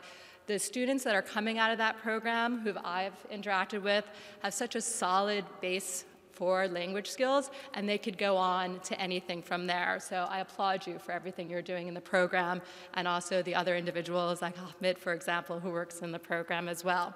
So I'm just going to quickly go through a series of slides. I want us to have a conversation because it's been a long day and conversations are always better. And I'm just going to quickly go through what I like to talk about in the galleries and when I teach undergraduates. And also for us to think together about future things we could all do. There's a number of reasons. We have the Library of Congress, we have Freer Sackler here, we have George Washington that recently hired someone for Islamic art in the field of Mughal painting, Miga Natif in the back. So we could draw on these resources to work together. So very quickly, exhibition. Since I've been a curator at the Walters, I've had 5 small shows featuring our Islamic manuscripts and trying to emphasize our Persian collection, because as we know, when it comes to the illustrated manuscript, those manuscripts were written in the Persian language that are so richly illustrated. And here you see Poetry and Prayer, a small show that was visited by a large number of people and also featured on the page for the chairman of the NEH, the National Endowment for Humanities, with midshipmen coming to see the manuscripts. And that's also important. We can't just talk to one another. We have to talk to the public, and you're having people who are going to be in those regions fairly soon. And on the side, you see one of the small shahnames. Jack has been talking about the shahnames earlier today, one of our earliest examples from around 1300. And I'm going to ask, are there any students of Persian in the audience to read the rubric? Can you read the rubric on the page? Or anyone here that feels brave enough?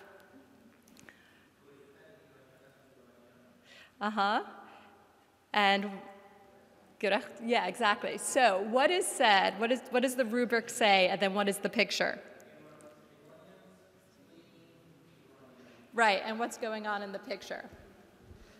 They're not really fleeing, right? So here, they're confronting each other, right? So that's a little bit confusing. So the rubric is different than the painting.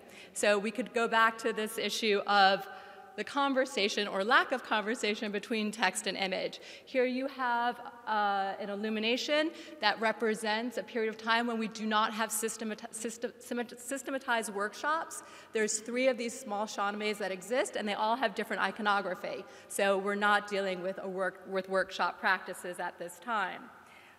When people come to our galleries, I also like to bring out the humor in the Persian tradition. When we talk about arts of the Islamic world, we need to laugh more.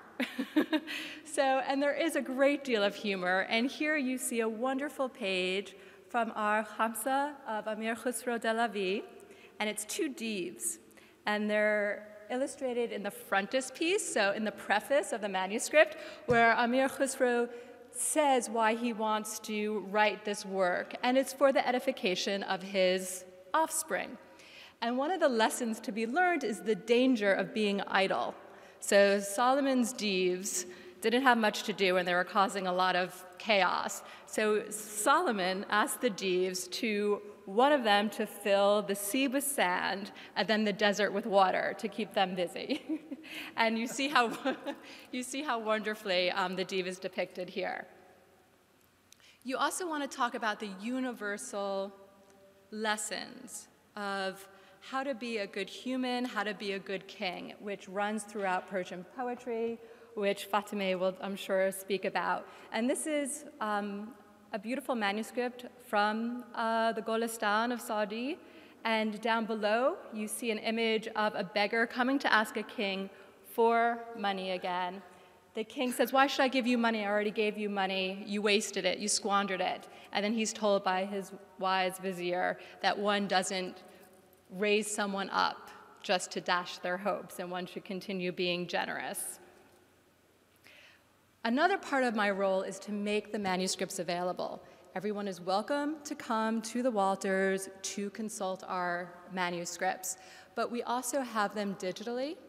So everyone could go through every single page of our manuscripts. They've been digitized front to cover and have been cataloged and can print out the entire manuscript. So someone could do systematic textual studies and codicological work before they come to visit the actual manuscript.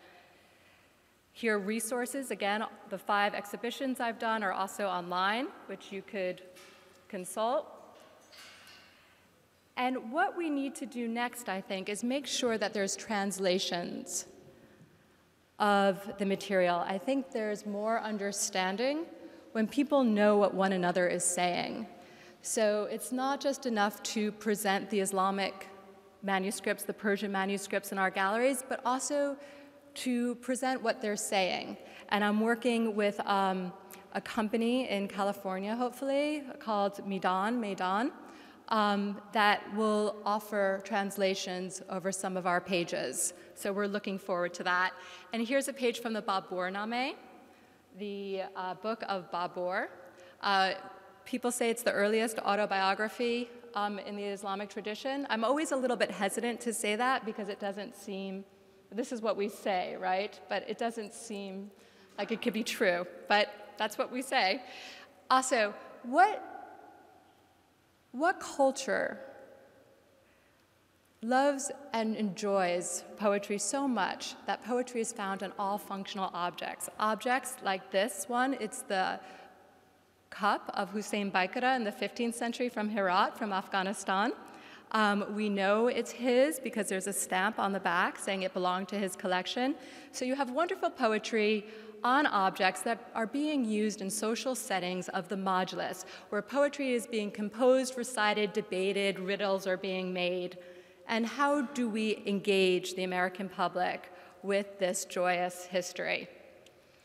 Also, a culture that, even when images are separate, here you're looking at a painting from the Chehel Satoon, a wall painting that doesn't exist beside text, but one wonders, with individuals so versed in poetry, did poetic verses just come to one's head just seeing images like wall paintings? And I'm going to stop there. I did bring some extra slides, but I want to open up more for a conversation rather than just one person talking. So I'm going to stop here, and we could go back to Jack's slides or Fatime's.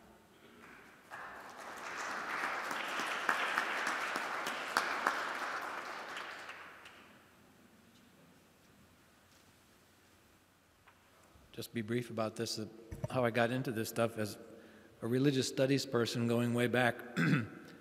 My first paid job was teaching high school students at a Catholic Jesuit high school in St. Louis, religion, and I taught what was then called, and sometimes still called, world religions, comparative religion, basically, history religion. And I began using visuals, art and architecture, to teach, because the squirming bunch of high school kids just standing up and talking at them isn't really all that profitable sometimes. So, and I found that they liked pictures. So I began to use visuals, and then when I got into graduate school, I wasn't really planning to get into Islamic art, but I was hoping to work on Islamic theology with 2 very famous specialists in Islamic theology, only to find out the day that I arrived that they had just left the university without consulting me. And it turns out that 2 of the people who were there and who became really important in my academic life, whom I had never heard of, and one of them was a very famous and wonderfully entertaining Islamic art historian named Oleg Grabar. Well, I got hooked. I took 6 courses with him, and that was the beginning of my falling in love with Islamic art. And ever since then, I've been using it whenever possible as part of a historic record. In other words, I think of, whereas when I was teaching high school, I thought of visuals as a distraction from words and something that would attract students' attention, I now think of it as integral to the historic record and as important as primary source material as texts. And that's how I got into it.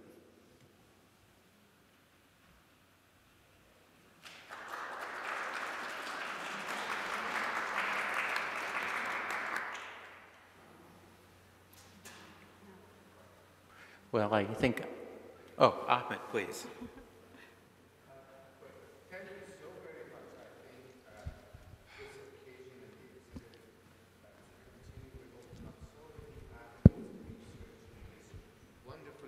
Exciting field which you're foregrounding, looking around, seeing so many students of the Persian language and various other related fields. It's really amazingly encouraging. Thank you so very much. I want to make a suggestion and ask a question. The suggestion I make is, in recent centuries, a node has formed, perhaps by historical accident, between the Persian language and Iran as a country. I appreciate that in the 19th and 20th century, much of the energy that has gone into the Persian language and Persian literature research has come from the country of Iran as it began to take shape in the 16th century and definitely more during the Qajar and Pahlavi and today. It has not always been like that. So may I suggest as a colleague that we make an acknowledgement to the sharedness of this heritage. The heritage of the Persian language is shared by Indians, by Ottomans, by Central Asians, by Caucasians of various types, and now by the diaspora. I think an acknowledgement in that direction does not take anything away from the country of Iran, and I also think it goes to Amy's point about the unfortunate association that people make between this art and a country that, for good or for bad, is going through turbulent times at this time. So I think it would be very good for us to give full credence to the diversity of the language, which is hidden to those who do not know the languages and the scripts. It looks like Arabic, but it's not Arabic, so it's got to be Persian. So goes the logic in the mind of our lay American, for example. So I think the languages that were featured this morning ranged from Chagatai Uzbek to Ottoman to Urdu to various other languages, but of course the centrality is with Persian as it has been since the 13th century in much of the art production. So may I suggest that we emphasize the sharedness heritage, the cosmopolitan nature of this work, the attempt to reach universally beyond the confines of any particular country to a world interested in arts that display similarities and differences with the most familiar artistic tradition that we have had, and that's the European traditions. The question I have is, we seem to know very little about the processes of production of this art, the ateliers, the studios, the workshops, and how did they differ, the economies of this production. Who did what first? Who were Behzad's protégés? Who worked there? Were the scripts written first and images come later, or did the images come first and the script to follow? The headings that you alluded to, Gorikhtan Iranian as Turanian, is that an original heading or it's not? So does that depend on the site of production or not? How about the usage of color and the material that goes into color production? Those things are, I think, should be the subject of future research, of course, much of it, but at least you can update us as to state of the arts in these fields. Thank you very much. You want me to speak to that? Okay. Can we get the slides going? Are the slides going? So yeah, well, to speak to your first point about the inclusiveness, I think by doing that, we're actually replicating we're replicating the history. And one could see so many instances of this. For example, in Mughal India in the 1590s, with the Maktab Khane, the translation house that Akbar established, where so many, like a Chagatai texts were translated, and for example, the Baburname, which we saw before, and also Hindustan, texts from Hindustan, like the Mahabharata, for example, that was translated into the Razamname, which was about a conversation. These translations did not take place between an individual who's bilingual and just looking at text. It was a conversation between one who's reading the Sanskrit, able to speak Persian, explaining the text to someone else, and then another individual who has beautiful Persian prose writing, creating the text. So, and that sort of shared history is important. And it brings us into the contemporary, because you have artists such as Shazia Sikandar, who goes back to her own history, which is an Indian history, but it involves sort of India and Pakistan, for example. But she's going into she's looking back to a Persianate environment, right? So that speaks to your first point. The second point, you mentioned workshops, and unfortunately we only have a few documents that speak about workshops. We have Rashid al-Din's Waqf, where he specifies how he wants the works that he wrote to be illustrated and disseminated in Persian and Arabic, and this happened, he wrote it, it's like the illustrated versions we have are ones dated 1314, so it's around that area. So we do get a little bit of sense of processes in that. There's another document in the 15th century called the Azardasht, which is sort of a progress report. Like this artist did so much, and that gives us a small window, a glimpse into workshop practices. And then we have a third document that could also be considered important, but we don't have much about how these workshops were organized. We have pictures, like the one that Jack showed earlier on. So a lot of it is guesswork, and some of the guesswork has to do with a codicological look at the manuscript.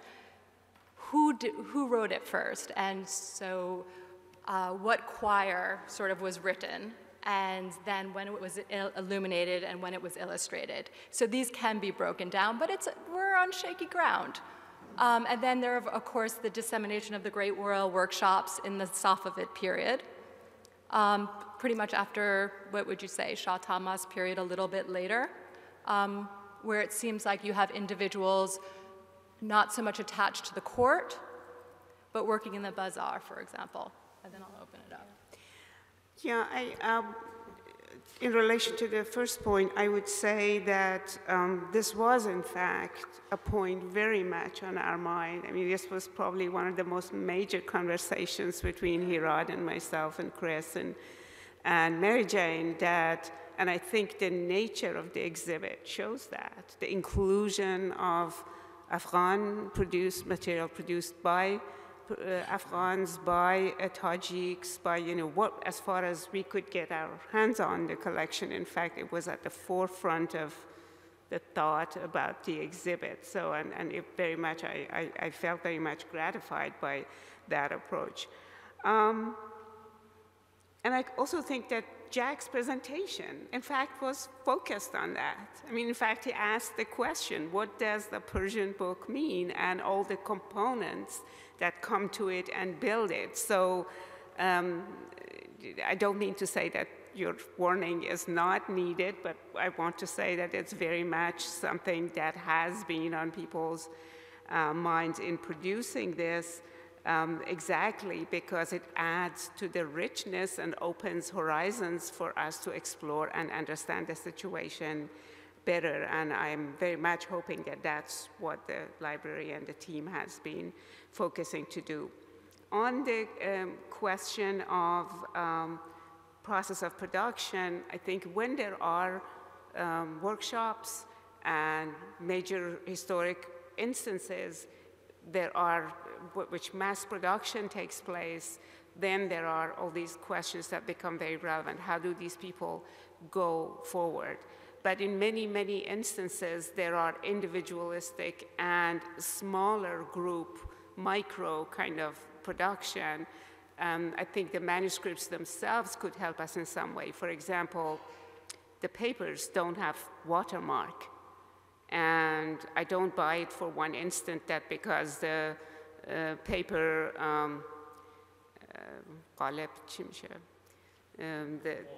the mold, thank you, because the molds were not metallic and they were mostly made of wood, that they could not create the watermark. I think they were absolutely capable of creating watermark if they wanted to.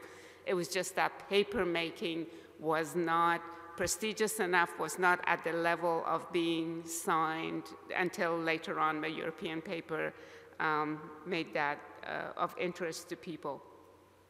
So in some instances, I think we just have to be guided by individual manuscripts. And because the collection I worked on was partly medical, partly literary, partly artistic, it became very clear to me that the one issue that we have is the division in the academy. The person who trains as a scientist is not a historian of science. The person who's a historian does not know enough science, so they don't speak to each other. So sometimes I had manuscripts that I had to go to scientists or physicians and explain it to them to try and understand what is actually in the manuscript. So I'm assuming that in the art history, the same division may be between people who understand the intricacies of the art as opposed to the ones who know enough historical background to come together. One last point, I think in terms of which was made first in the majority of the cases, because we have manuscripts that the areas of illustration were left undone, that most probably the illuminations and illustrations were carried out later, and in cases that we're not lucky, they were carried out by someone who didn't know the text well or was not enough of an expert.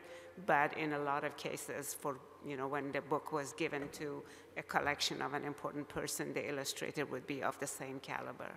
And we also have Mughal manuscripts, which have quite a bit of notations in the margins that give sort of directions. So it seems like this relationship between text and image is sometimes mediated by a supervisor who's saying to the painter, paint this. So that's another bit of evidence I left out.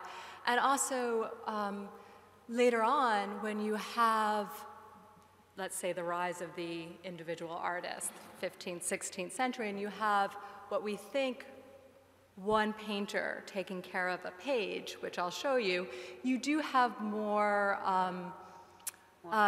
thought, and sort of the painter becomes a poet, as it were. Here's like this painting I love. This is something I worked on for my doctoral thesis. So it's signed by Muhammad Zaman, and you see that his signature appears in the little tambourine, and he's illustrating not a typical scene of Bahram Gur visiting one of the beautiful princesses who tells him an edifying story, but he's illustrating the story that the Indian princess tells. So a story within a story. And these have been illustrated, but not very frequently, and there's no sort of solid iconographic tradition that's being repeated and repeated. So this shows sort of the freedom of the artist thinking like a painter and as an artist. So if you have any questions, go ahead.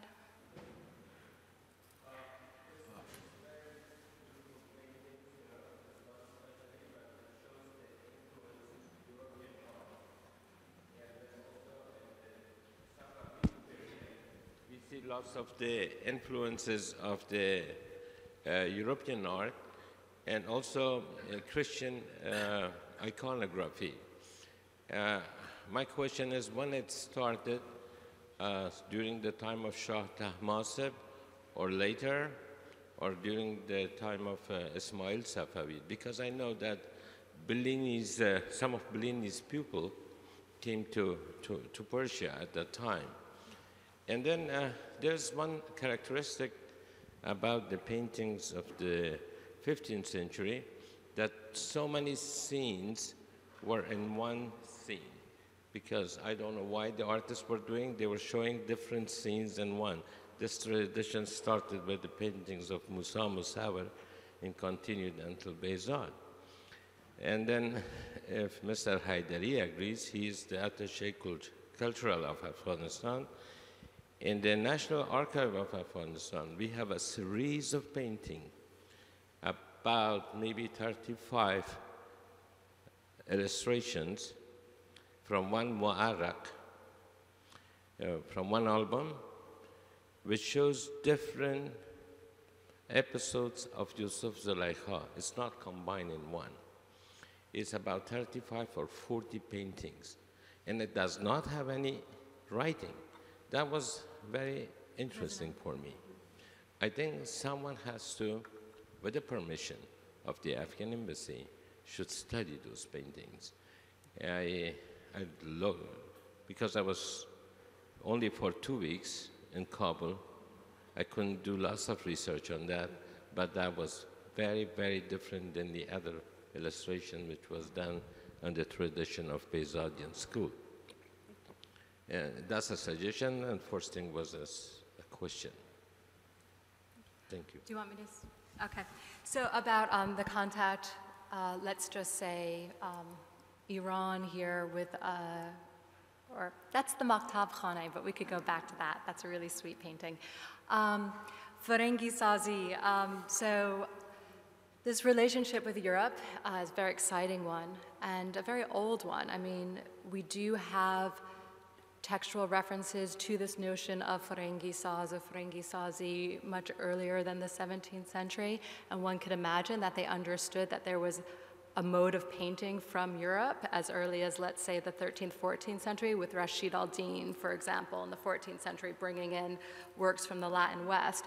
But then there's this really intellectual engagement with the arts of Europe in the 17th century, and it was a result of continuous interaction between European communities resident in Iran. So you have the missionaries in Iran giving license to build and to live and to practice by Shah Abbas, the initial years of the 17th century. And they're there. You also have the Armenian Christians who have this global network who are bringing material in and, of course, start the first printing press working in Iran. And this is something I've worked really hard to do with my work on this material, is to not talk about influences, because influences, of course, makes one person passive and one person active. But the individual, exactly. So the individual who is creating and is being inspired, that's the active participant, not the passive one. So I try to stay away from this notion of influence and look at sort of engagement.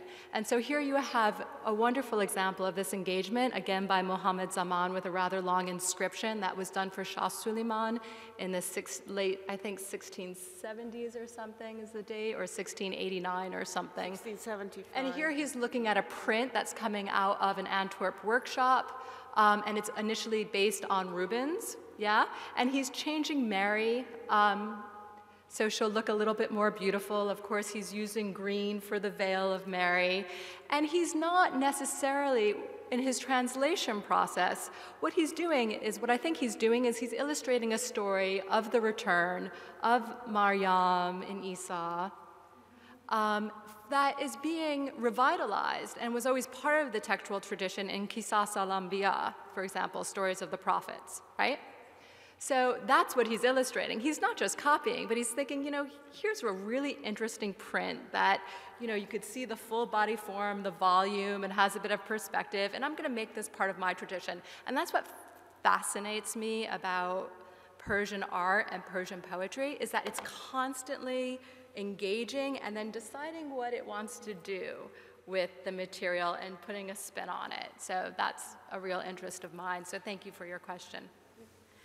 If I may just follow up on one very important point that I think Amy made, that you know, the issue of influence, if we can get away from that and really think more in terms of confluence, and that may help with the idea that earlier on Ahmad raised, that probably thinking in terms of the bigger regions and bigger constellations of art, if we're not worried about who's making the influence on who's the authentic, the original, who's the copier, if we can get rid of that and free ourselves from that, then I think we would be much opener to the idea of seeing the diversity, the confluence, the exchange, and the kind of the vibrancy that results there. And you see that sort of in the Indian style of poetry. You know, the poor Indian style of poetry was fascinating. You know, that's a great period, but it had the weight of sort of influence of India, you know, and it's, I think, you know, scholars nowadays are showing that.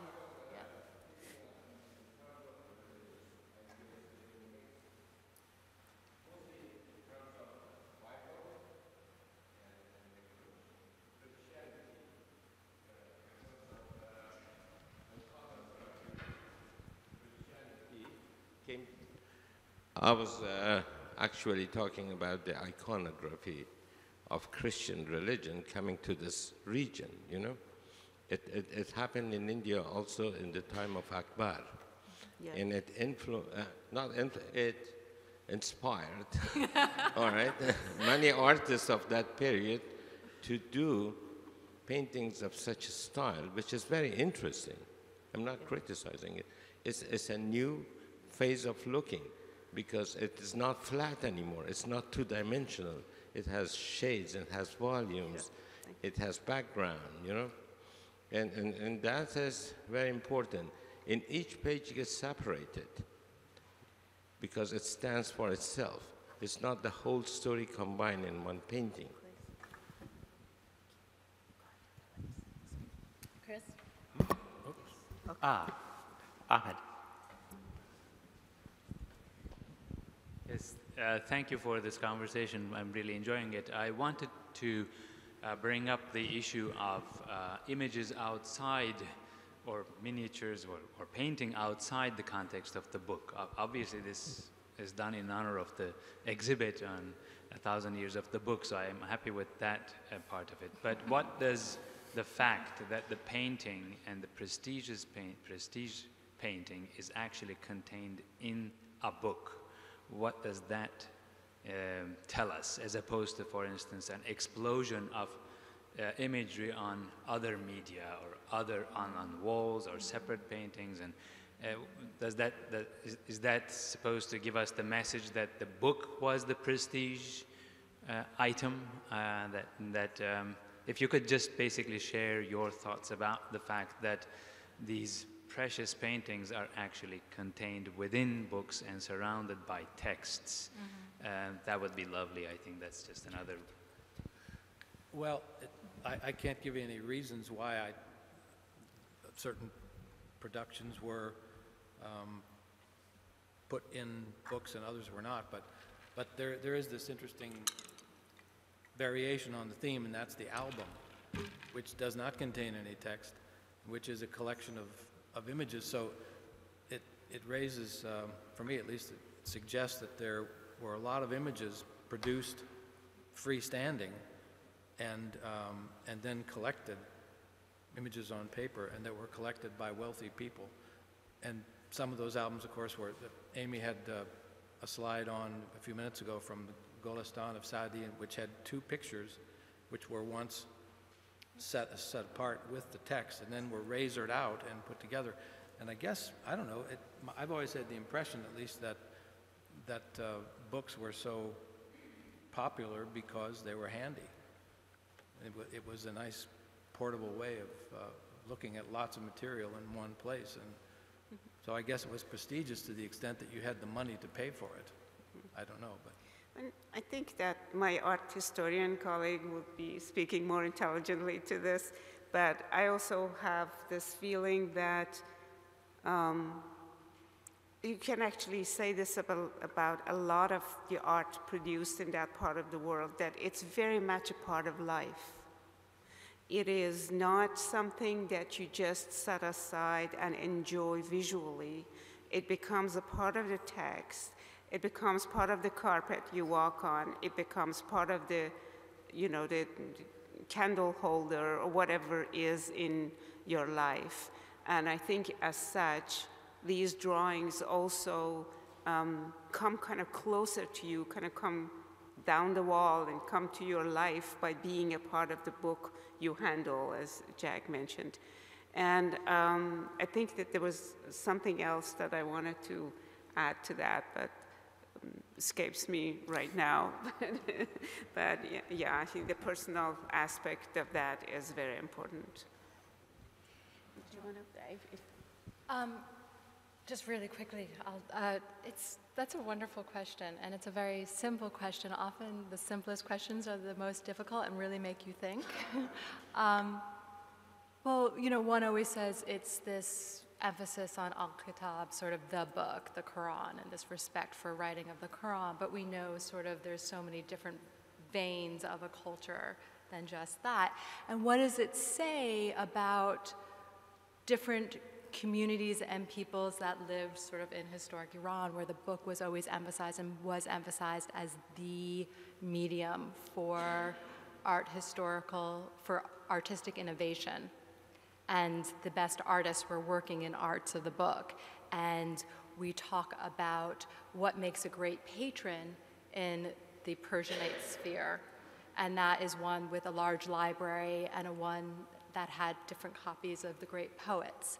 And so that's really interesting. So it's an issue of, one, respect for the text, the poetry, right. How much that poetry, as you were saying, Fatima, is interwoven into your life. And also, not just you personally, because what's interesting is a book is something, an object that we think of just one person holding, but there were also objects that supported social interaction, like at the modulus, for example. So I find that interesting. And also you have to think about different sizes of books, where some are very small and personal copies.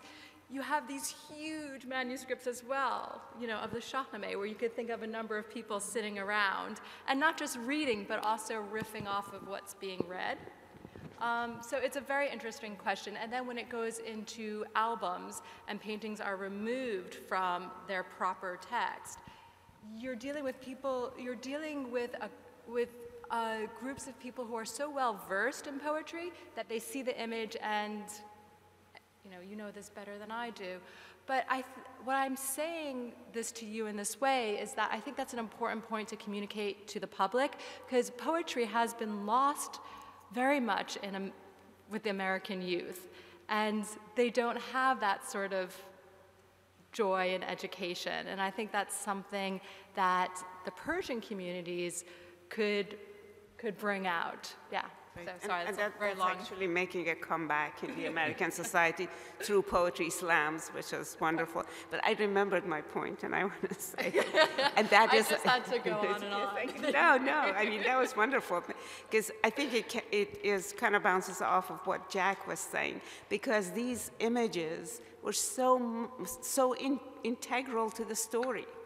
So the book was the place for them, because they were telling the story. And actually, in the Persian tradition of Iran, I'm not knowledgeable on whether the same thing happened in Afghanistan or Tajikistan or other areas around, but parde khani was also very common. You would have an image there, and you would provide the text. But the images were what made the text come to life. So I think probably part of the reason why the images are in the book is because they make the book come to life.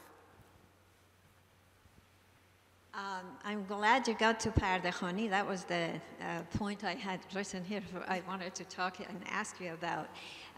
Well, I'd like to participate in this conversation because I have a thought that has been on my mind for a long time, and I want to share it and see if you can correct me or respond to it. And that is that coming from the field of anthropology and sociology, and being in love with imagery of Persian art, I have always thought about the characters that are depicted in these pictures and in these paintings.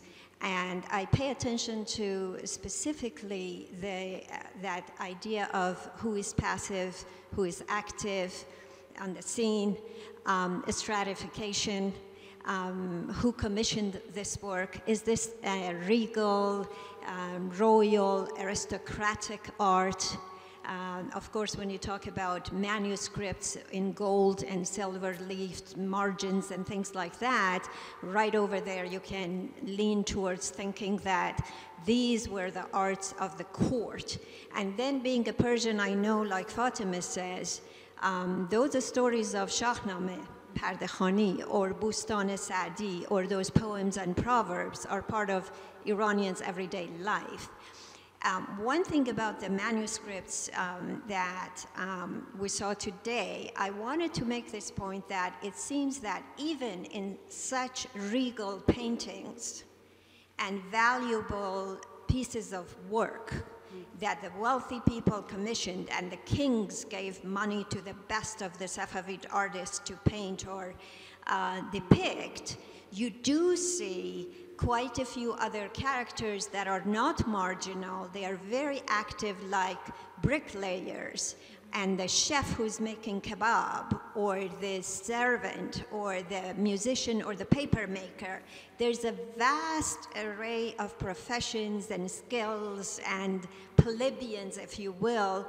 There are these little equivalents of Norman Rockwell scenes, if you will, kind of behind the very detailed, curvilinear, stylized royal paintings. Am I correct on the right path or not? Jack? That's not something that I'm really familiar. I'm not really familiar with the functions of the images or the particular characters in them, except as to the extent that they have religious themes. That's kind of the extent of my. And we often cite Behzad in the 15th century, or the Behzadian style, as a period, the 15th century, where there's greater interest in these other characters going on, not just the great heroes or the kings, but these little vignettes of everyday scene. So you're right to point that out. And then you have, you know, like the image of the translators in the Maktab Khane, you have that, for example. And then in the single page, sorry, this isn't going well, but in this, here it is. You have Hindu and Muslim translators, so they're not great kings or heroes. And then when you have the single page, you also have like the individual dervish. You have a man on the street, for example. So you see different types of people coming out in the single page. But also sometimes when in a manuscript you have a panorama of people, and then you have a king in the center or some other people, important people, the general background makes them stand out.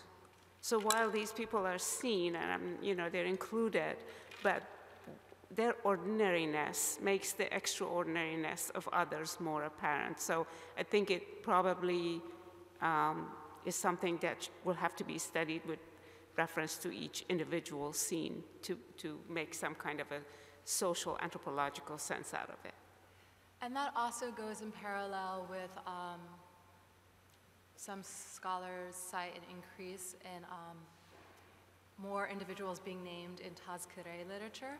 So you have more individuals, not just great, you know, there's a number of different poets. And we track that to around the 15th century, and that has parallel developments, I think, in the painting and with the signatures. So I'm looking at all these beautiful paintings, but I somehow forget that these were built and made in an Islamic land where the religion somehow discourages painting of human figures. So I'm wondering, how did this happen? Or what happened? Do you want to take Well, that? Yeah, I take that in the galleries. Well, this is a really interesting topic, I think, and I think it's useful to start with the fact of the documents. And what a lot of people do when they see these things is to jump to conclusions and say, well, either they were not Muslims, or they were bad Muslims, or in some cases, there were those pesky Shiites. That's how some people dismiss this problem, you know.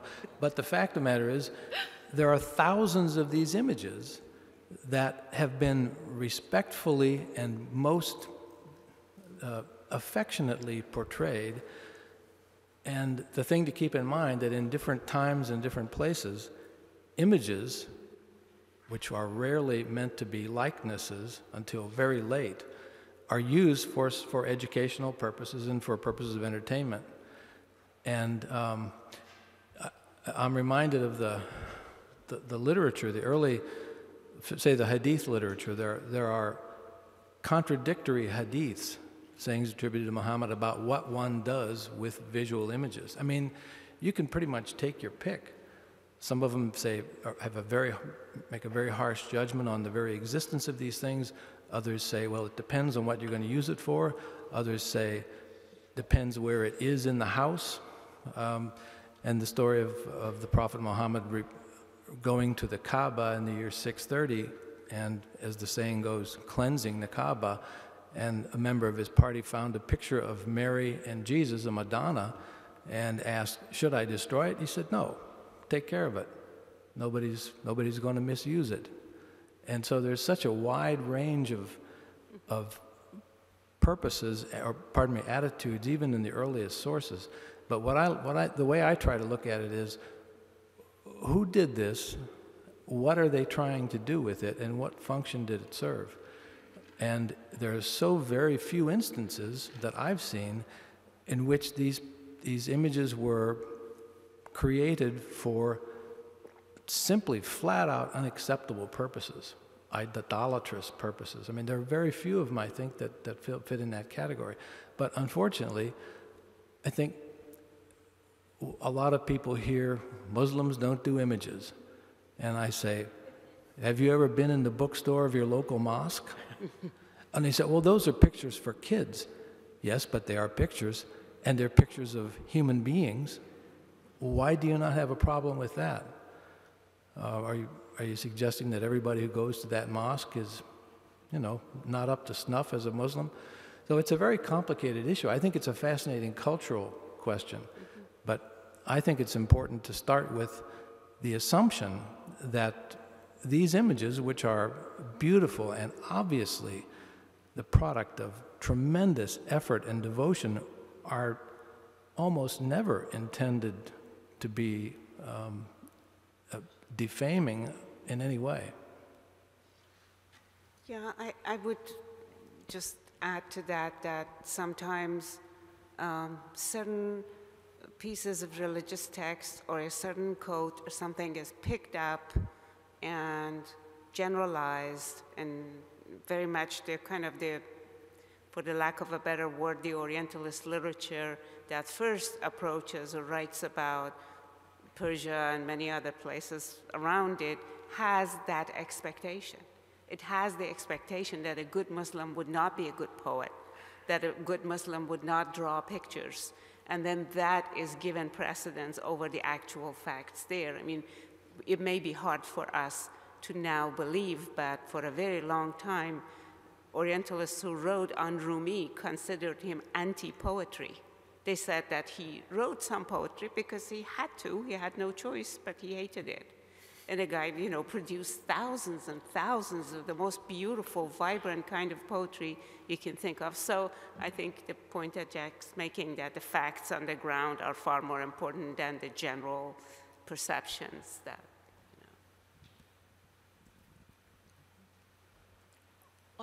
I very much appreciate all the analysis that it's taking place here on this painting. But one thing that I would like to hear, I have always wanted to hear or see, is the analysis that Dr. Hackok kind of touched on that, like in terms of color, composition, line, patterning, layers, and these are something that I hardly hear, and these are the elements that might actually connect these painting to 21st century, so we can take it to classroom and we can talk about it. It seems it's all only belong to scholars, and that's really it creates a boundary for these paintings. Mm-hmm. That's a good point, and let's go through this together then. So let's take this, for example, and then we could go to a more traditional painting. I see your point. How do you engage people who are not reading the text and who are not going to want to talk about history, but want to talk about just the art? And how do you bring it up to the contemporary day? So here, on the right-hand side with the Muhammad Zaman one, you could talk about color. And so he's understanding this issue of modulating forms through his interaction with European art, but at the same time, he's coming back to a very Persianate aesthetic sensibility, which is defining figures through blocks of color and blocks of vibrant color. And then you could sort of bring it out to what are other artists in Europe or in America that define form through color, and also artists that were, let's say, inspired by Islamic art. And then, for example, this issue of pattern. you see he's looking at the cloud in the print after Rubens, and yet he's reducing it to, not reducing it, I'm sorry, that's the wrong word, but he's reconfiguring it to pattern in the sky, which is going back to a very sort of old tradition of sort of these types of clouds in the sky, so he's engaging with his tradition. Yeah, there's so much to be said about that, and I'm happy to have a conversation with you afterwards, but I'll stop there. But it's a very good point, thank you. Yeah, I am wondering if, I mean, if that would make it more accessible in classroom. I think it's a wonderful area. We need to explore it. We need to have experts to deal with that. But I think that if we don't, up until the time that that happens, I would still not say that these images only belong to the scholars. They are parts of life. They're images of people engaged in different aspects of their lives and related to the story. So I would still hope that we would bring it to classroom and make them come to life, and then hopefully all those other layers of knowledge and exploration will follow. And you also have to understand my position and those in the audience. There's many who are much better than me in the audience of being an art historian, sort of how we're trained, and we were also trained to be careful of, let's say, the collectors in Paris in the late 19th century who were loving Persian paintings and taking them out of books and putting them on the walls because of the wonderful colors, for example, and just talked about the forms. And it was very important for people in later generations to talk about the text, to contextualize it. Yeah, so I hope that also speaks to your question. Let's go to someone. Here, I have to tell you something. I'm sorry I'm taking so much, but I'm very much interested in the subject. Painting did not exist as an independent art in the Islamic world until 11th century. Before that, especially during the period of Umayyads and Abbasids in Afghanistan, Persia, and Transylvania, we don't see so much independent paintings. But we see some mural paintings, which was done during the time of Masoud Ghaznavi, because he loved decorations, and there are some examples of him from Lashkargah and Takht Safar in Herat, which are in British Museum, the British Library now. And also about the use of the colors. The colors until 17th century did not come from Europe, like the paper which they were using were created domestically. So there was two kind of paint pigments that they used. One which was coming from minerals and one which was coming from the plants, like flowers, like leaves. And then they were using, artists were mixing their own paint segments. That's why in 17th century you see the whole different array of colors because from Europe. Yes, excuse me. Sorry. And actually, this gentleman over here. Yes, there.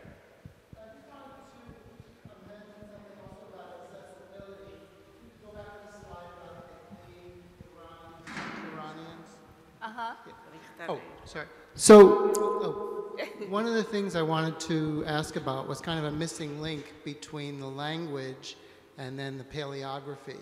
So, even if you studied Persian for many years as a foreigner, you can't really access these. Once Ruzbeh said it was Gorikhtan, Iranian as Turanian, then you can begin to make it out. And this is something I think that could be addressed both in the schools and the museums. When I was in France, if you look at Roman tombstones, they have the Latin, and then they have, in the little card next to it, like ... the letters that are there, and then they have the complete Latin, they have the translation here, and you mentioned having translation. I think that's one thing, but then there's the missing link. How does somebody who knows a little bit about the script relate that to this? Because it's kind of, and I don't know if Iranians or Afghans are able to just read this or based on training. I don't know much about that. Yeah. No, that's an excellent point. So it's not just sort of the English, but you also want to speak to the people who can read it, but they can't read the Nastaliq. Yeah, that's a great point. Okay, actually, I have a question, because this is something that, well, Hirad and Mary Jane will have heard this many times. It's the question of when we created this exhibit, was the struggle not to make it, because we're putting out incredibly beautiful and in some ways exotic things. But as Fatima said, these things are created out of a living community. And it's one of the things that, I think we have to try to inculcate into our viewers that this, that the people who made these books are not a kind, even if the books seem exotic, they're not a kind of human exotica. And that's how do you take such beautiful objects made often for a very elite audience and connect it to the fact that, this is part of a community? Yes, absolutely. It's really difficult. And, bravo to you for doing such a good job, because you're only given a certain amount of text to give, and you have to explain so much to the American public. And you did, for example, a wonderful access point was the children's stories, which I thought is one of the many successful parts of your exhibition. Yeah, I think that that's a great point, that the kind of extreme beauty of these objects could give them a kind of foreignness. It could tempt one to think of them as the other or something very different.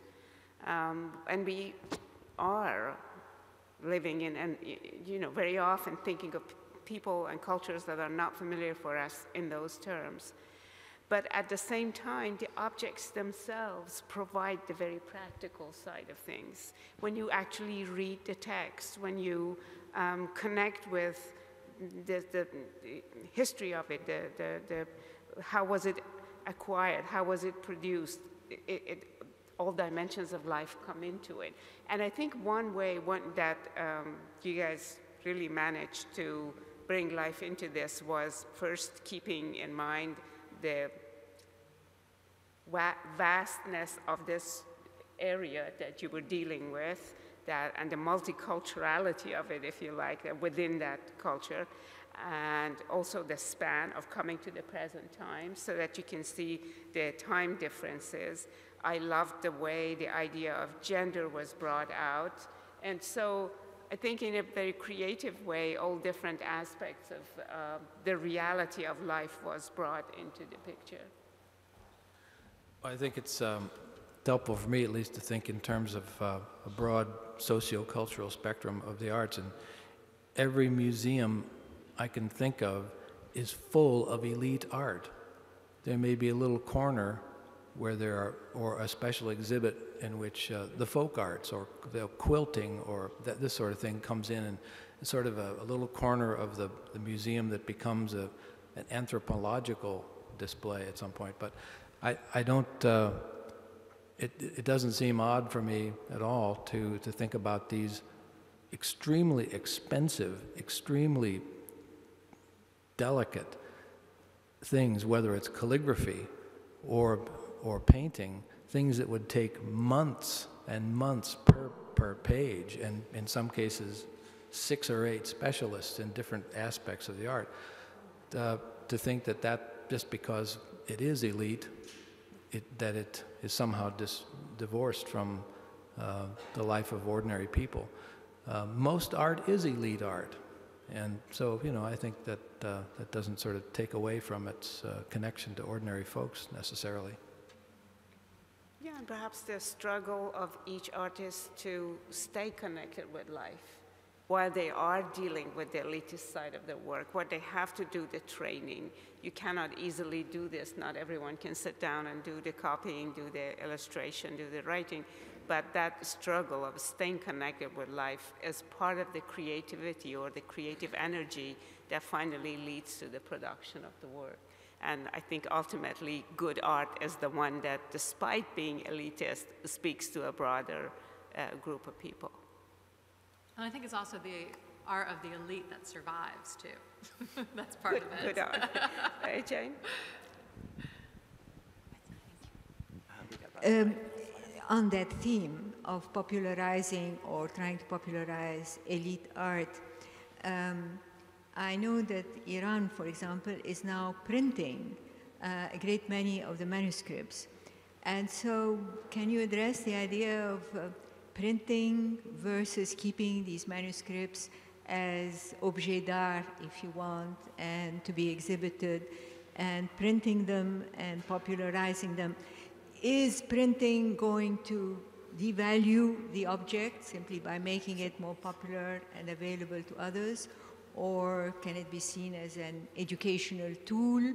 Or is it just another collection item?